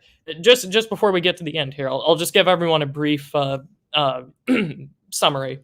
Basically, they tried to support Goldwater. Goldwater is cautiously supportive. They tried to somewhat support Reagan in California. Reagan is cautiously supportive. Both of them don't really like the Birchers, but they don't want to get Nixon, basically. Goldwater fails. Reagan wins, quite famously. Goldwater then starts to basically turn on the Birchers, and he accuses them of communism because he calls them a bunch of conformists, which is sort of I think this proves that how pervasive liberal anti-communism was.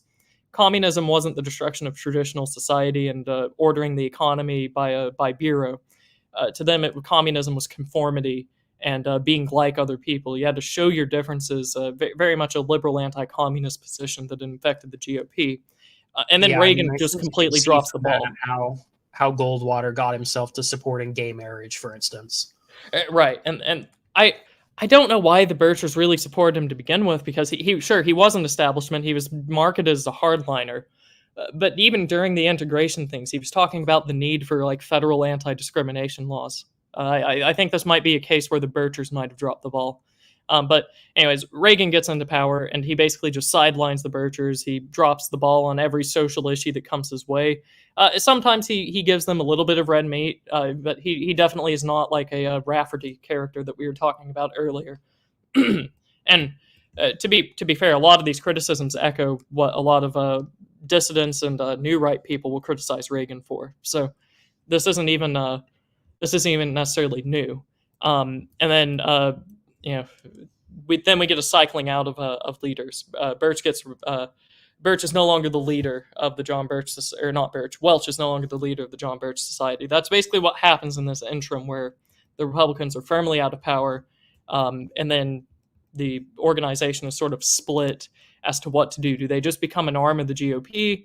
Do they go back to these sort of single issue pressure point campaigns? What do they do?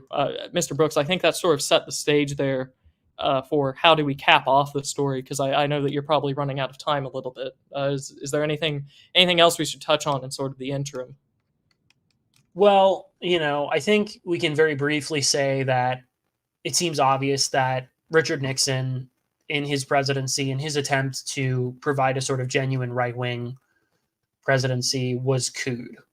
I think that's not an unreasonable statement to make. And in the wake of that, it's kind of like, well, you really are kind of, what do you do in that scenario?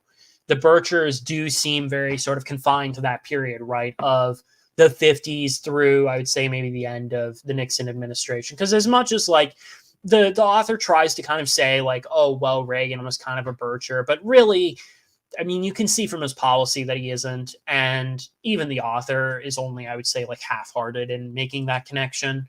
I think perhaps the one point I really want to touch on before we go is specifically the ADL, because the author gives a lot of time to the ADL, and there's a particular passage that's just insane when you read it, where he more or less admits that what the ADL did, and the ADL specifically targets the John Birch Society, that we're going to try and destroy the credibility of this institution because we think they're Hitler. I mean, they pretty much say that. He pretty much says that in the book. Yeah, and I'm glad you went this direction. I was trying to set the scene for this. I think this is sort of like the cap off of the story is the ADL. This is the most important part, because the ADL, I mean, almost all these other figures, right, are gone. And even the landscape as it exists has changed somewhat, although I think we see a lot of echoes of our situation and the Birch situation. But I think the reason for that is the concrete commonality. And that concrete commonality is the ADL, which sets itself up as this organization that is basically going to arbitrate what you're quote unquote allowed to think in the Overton window. The ADL sends like literal secret agents under false pretenses to all these Bircher meetings, doing the same things, right, that these journalists are doing, but actually going far beyond that. Like, even in the book, he admits that what the ADL did was probably illegal, where they're fishing around for financial information. They're trying to get at the trusts of members of the John Birch Society. Like medical records, financial records. There is nothing that they will stop at, including the law, to try and get at the members of the John Birch Society. Right, and this is in rapid succession, and the book admits this, after a full-scale like FBI operation against the John Birch Society under the Kennedy and eventually Johnson administrations. So this is what they have been dealing with. So that also, I believe, I think it would be very easy to show that the FBI was acting very illegally in what they did, treating with the John Birch Society there. But this is the ADL. Yeah, this is not okay, at least in the FBI, like, there's a certain argument to be made about, like, well, we may have broken the law in terms of our searching for personal records. However, we are a government entity, and we believe that there was like a genuine, like, it's like Patriot Act explanations, right, that are really quite bad. But at least there's the germ of a rationale there. The ADL is a non-government organization, okay? The ADL is a ethnic interest group that is acting with total legal impunity against American citizens, and everyone just kind of shrugs. Like, it's absolutely insane what they were able to get away with in terms of their actions against the John Birch Society. And even, like, okay, we want to talk about, like, JFK's leftism, right? JFK is directly quoted as praising the ADL, saying, quote, thanking them for their, quote, distinguished contribution to the enrichment of America's democratic legacy, which is just one of these delightful statements that you can just tell the, like, Orwellian dripping of all of the, like, democratic legacy. Yeah, we as a non-elected, non-government organization are going to declare ourselves on this crusade to wipe out a bunch of normal Americans who aren't crazy about policy decisions. Right, and they specifically their lives. And the ADL specifically knows that the legal state is not going to stop them. Yes, and they get away with this. They've sent the legal state after them like several times, unjustly. Right. So this is really so you mentioned that they kind of last through the Nixon administration. I think that they kind of lost steam after Goldwater. I think you can that's the way this book is written, at the very least. They kind of they are peaking beforehand, and then afterwards they're kind of losing steam, I guess you could say. They're not nearly as bombastic and ambitious as they were at the start. Yeah. But this ADL thing, I think, is the real death knell, and it should serve as a basically, this should serve as a warning to any right-wing organization, is that you have to be absolutely on guard for anything that could be planted on you, that could be used against you. This might be why, for anyone in the audience who might be concerned with this might be why your various different leaders and content creators aren't always being as unseemly as possible by quoting famous dictators or signaling their support for mid-century movements. This might also be why they have strict standards for character and for speech by their members, is because we have seen basically the first The first real right organization after the New Deal got completely destroyed and pummeled and eviscerated by the ADL and the accompanying legal state. Yeah, I mean, and totally extrajudicially. These people were Right. never convicted of a crime. There was never even a supposed thing that they were really connected to that was like some horrible thing. It was just that the ADL determined that, they oppose racial progress or whatever other nonsense. And so they decide, okay, we're going to destroy them. And I think this is maybe the lesson of the right wing, that if we really want things to change substantially, the ADL, you have to map out their network. You have to do to the ADL, in a certain sense, what the ADL did to the John Birch Society. You have to map out their network and attack them at their weak points until the organization can't stay together and can't be effective. Because as long as they're around, I mean, it's the same playbook. I mean, the reason why it looks so similar is because they pull this playbook out for everyone. Right, and so we didn't mention this earlier. I think we actually skipped over this part, but that general that we were talking about, who was basically resigned during the Kennedy administration after being witch hunted, Yeah, he he's was charged for charged sedition. for insurrection in particular. And then the charges were later dropped, and the author's like, oh, but the damage was done. Sorry, so bad. Yeah, I mean, it's the exact same. And I mean, even, okay, what everyone thinks of Trump, the way that he's being attacked right now has a lot of echoes of the whole John Birch Society. And even like the whole reason why this guy writes this book, which, I mean, this connection is maybe the most dubious of all, in my mind, that he tries to do. But he tries to basically say that Donald Trump is like a John Bircher. And, the actual evidence for this is basically like kind of ridiculous. But the through line, right, is Donald Trump is a hope for the genuine right wing of this country. And so the exact same playbook that got pulled out against the Birchers is getting pulled out against him. You get all this essentially like wordsmithing about words like, oh, democracy, our sacred trust, and all this. But what it's doing is just attempting to justify the extrajudicial assassination, both in character and in fact, of someone who opposes their version of what America is. Right, and this is something else, so that people don't misunderstand the John Birch Society. Just to kind of show how they get pigeonholed into a type. No one in the modern day politically really is a Bircher. No one, even basically by the time Reagan is president, no one in public life is really a Bircher. In the sense that we're talking about the 50s and 60s up until the Goldwater campaign. And it's because the reason for this is that even right now, the dissidents on the American sphere are most certainly not libertarian economists. They very much they're done much away with closer that. to even like PatCon stuff that Clinton was dealing with. And like even the whole, like the image that this guy wants to, or that people want you to think of when you think of the Birchers, is actually far more indicative of sort of the people that Clinton is dealing with in the 90s and that he's going after. And even then, Right. there's a lot of like bending / breaking the law to go after him. But at least in those cases, you have a much clearer picture of like, yeah, these people are kind of fringe extremists and you probably don't really want to be connected to them. Whereas the Birchers really are like upstanding citizens that this attack is just absolutely full on insane.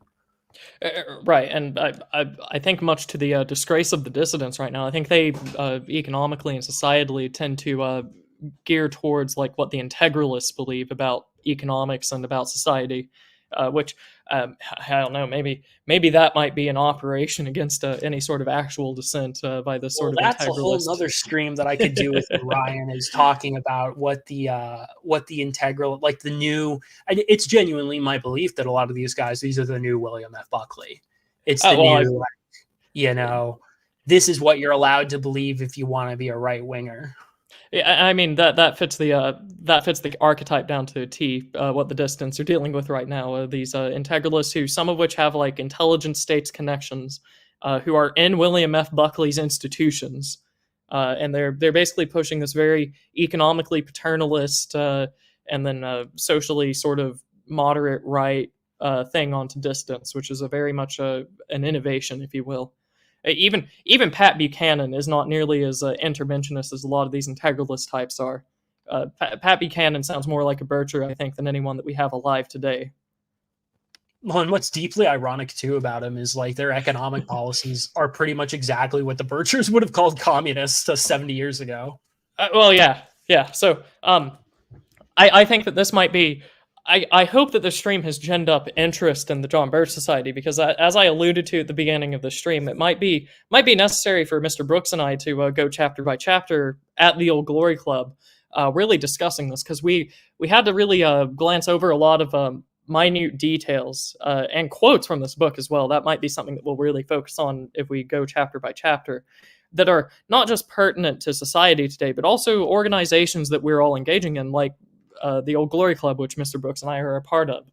There's a lot of things that really just jump out of the pages at you, especially when this book goes over the John Birch Society's organization methods, where it's like, wow, we literally came to the exact same conclusions without having a lick of information about the Birch Society. Like he's talking about how they're organizing, and they come to specific conclusions about what to do and what they're up against and what they're getting charged with, and it's almost word for word the exact same, both on our side and on our enemy side. So, oh, yeah, this might be a good thing to touch on. I can't believe we actually skipped over this. Where did the name itself come from, Mr. Brooks? Who was John Birch?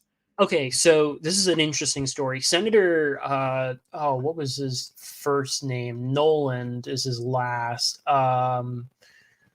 Let's see. Okay, Bill Noland gives Robert Welch classified documents about this guy named John Birch, who Robert Welch really like learns the story of and feels a close kinship to. They were both Southern evangelical fundamentalists, but John Birch is an American who was executed by the Red Communists in China. Right, he's the first casualty, not just of the Cold War, but of this regime. Basically, I think it was 10 days after VE Day. Yeah, 10 days after VE Day, he's executed. Yeah, and so he's considered not only the first casualty in the Cold War, but he's also considered like the first casualty of like a true American, of this backbone of the country, by these communist, godless forces. John Birch was he was an evangelist, a Baptist evangelist, a fundamentalist turned soldier, who basically joined in the military and to spread freedom. Basically, he was the classic American archetype of I'm going to join the military because it's the good guys. We're spreading our God-given freedoms to red-blooded American. Yeah, to people who need it. I think most of us are clued in now to know that this is really just sort of like a marketing ploy to get you to go die for some other interest. Certainly, John Birch did not die for what he thought he was, which is probably the true tragedy of what happened to him. But this is why the John Birch Society was named after him. This is why Welch chose him, was because, as we mentioned as well, his information was classified. So this had already happened 10 years basically before before Bob Welch's meeting, and he was incensed that this was covered up, that this happened, that it was a true American that this was done to, and something needed to be done. The story needed to be told, and that's where the name comes from. 58, right? Like the betrayal of John Birch is not just obviously his death, which we can talk about that, or the false pretenses in which he goes to China. The betrayal of John Birch is so much more. It's not only the specific throwing of China to the Reds who executed him by officials representing the American government, but also within America that these ideals of the Red Chinese are being adopted. Like the use of him as a martyr was really, I would say, one of the smartest moves that the Birchers made in terms of their public perception, and I think helped them a lot, because even like the question, the John Birch Society, like, oh, well, who is John Birch? You find that out, and that would make the average American very sympathetic to the mission of the John Birch Society, even in a way that I don't think you could do that now. I don't think there's a circumstance you could point to now that would be as uniting or as incensing of Americans as the execution of John Birch. Right. It would be as if like a rioting mob during an election year had just absolutely martyred like some Heartlander dissident. Basically, that's the kind of martyr that we're looking at here. if we wanted to transpose this to the modern day. But even then, I don't think that captures just sort of like Yeah, obviously it that's still not the wouldn't foreign enemy galvanize people the aspect. same way. Yeah. So yeah, I think it's unparalleled. I don't think you're going to see something like it again. So yeah, those I can't believe we actually skipped over the story, but hopefully that clarifies the name now. And then just one little bit more from the chat. He, according to Mr. Record Deepness here, if you've heard of the Doolittle raid, Birch was the man in China who got Doolittle out. That's right. So this is the man we're talking about here. So I don't think that there are any more substantial questions that were left in the chat there. So, Mr. Dan Zammit for $20, thank you very much, sir. He says, piqued my interest. Thank you both. So, I'm very glad that it did pique your interest because this, typically when I read these history books, I kind of have to, these kinds of history books, kind of have to force myself to read them. Like I did this series with Stephen Carson where we went over left wing terror, and that one was hard to read. It was interesting, but I kind of get it's sort of like the same thing over and over again with left wing terrorism or with any of these other Yeah. books where they just keep repeating it. This book was not the same. The John Birch Society was very dynamic and very vivid in how it did things. I think that's a mark of the John Birch Society and less so of the author himself, though maybe that might be part of it. So stay tuned because Mr. Brooks and I are both of us want to go through this as minutely as possible, and for an organization that I think would deserve such a treatment of the book, which would be the Old Glory Club. The parallels, I have to admit, are astounding. Yeah, I think it would be worth going through just on that basis alone. And like, even if we have to do it kind of the way that like Prude has done this, going through Stalin's War, I think this book kind of deserves that level of detailed treatment, even if it's like we would have to alternate with someone, but the two of us would be going through it primarily for the OGC. I think it's worth reading. And for any of you who are interested in getting the book and reading it, I think it really will. I think that you will get a lot out of it. And whether you want to follow along chapter by chapter with us, or you want to, dive through the whole thing yourself, I wholeheartedly recommend it either way. Right, and for those that did not catch this, and I'll have to add the description to put this in, this is Birchers, How the John Birch Society Radicalized the American Right by Matthew Dalek. So, and that is Dallek, if you need the author's last name. So that's what we've been using. We barely scratched the surface of the things that are in this book. We gave the highlights. I think we did what I intended to do, which was to, for once, paint the John Birch Society in a positive light. Just because I've never heard of such a thing. And this book is certainly not painting them in the positive light. This is written by an enemy, if you will. But it is a mask-off enemy, and it was recommended to me because of how mask-off he is, especially about the ADL. So I think that'll be the main draw if we go chapter by chapter, is really going point by point through what the ADL did, how they got away with it, what the state did not do to stop them, and whatever else. So with that, Mr. Brooks, do you have anything else to add? Shill, once again, any last points that you would like to make? I'll just say again, check out my Substack and check out my interview with T.R. Hudson of the Double Dealer about Heart of Darkness. It's one of my favorite works of the English canon, and I think you'll appreciate our treatment of it. Yeah, and I have to recommend that as well, not just because it is Mr. Brooks and his writing tends to be very excellent, and his discussions tend to be as well, which is partly why he's here and in the Old Glory Club to begin with. But also because I too like the Heart of Darkness. So go check out the discussion that he had with Mr. Hudson. Go check out Double Dealer magazine as well. And with that, thank you very much, Mr. Dan Zammit, for the donation, and to anyone else in the chat. These donations are what allows us to have this discussion. So thank you all very much again. And I think I will be back next Saturday, which is going to be very It is a date that lives in infamy right now, because if I remember correctly, I think that next Saturday is January the 6th, 2024, the 3rd year anniversary of the great defiling of democracy. So I'm certain that I will have to have a panel on to talk about that, and maybe some just a general discussion around the topic and what's happened afterwards.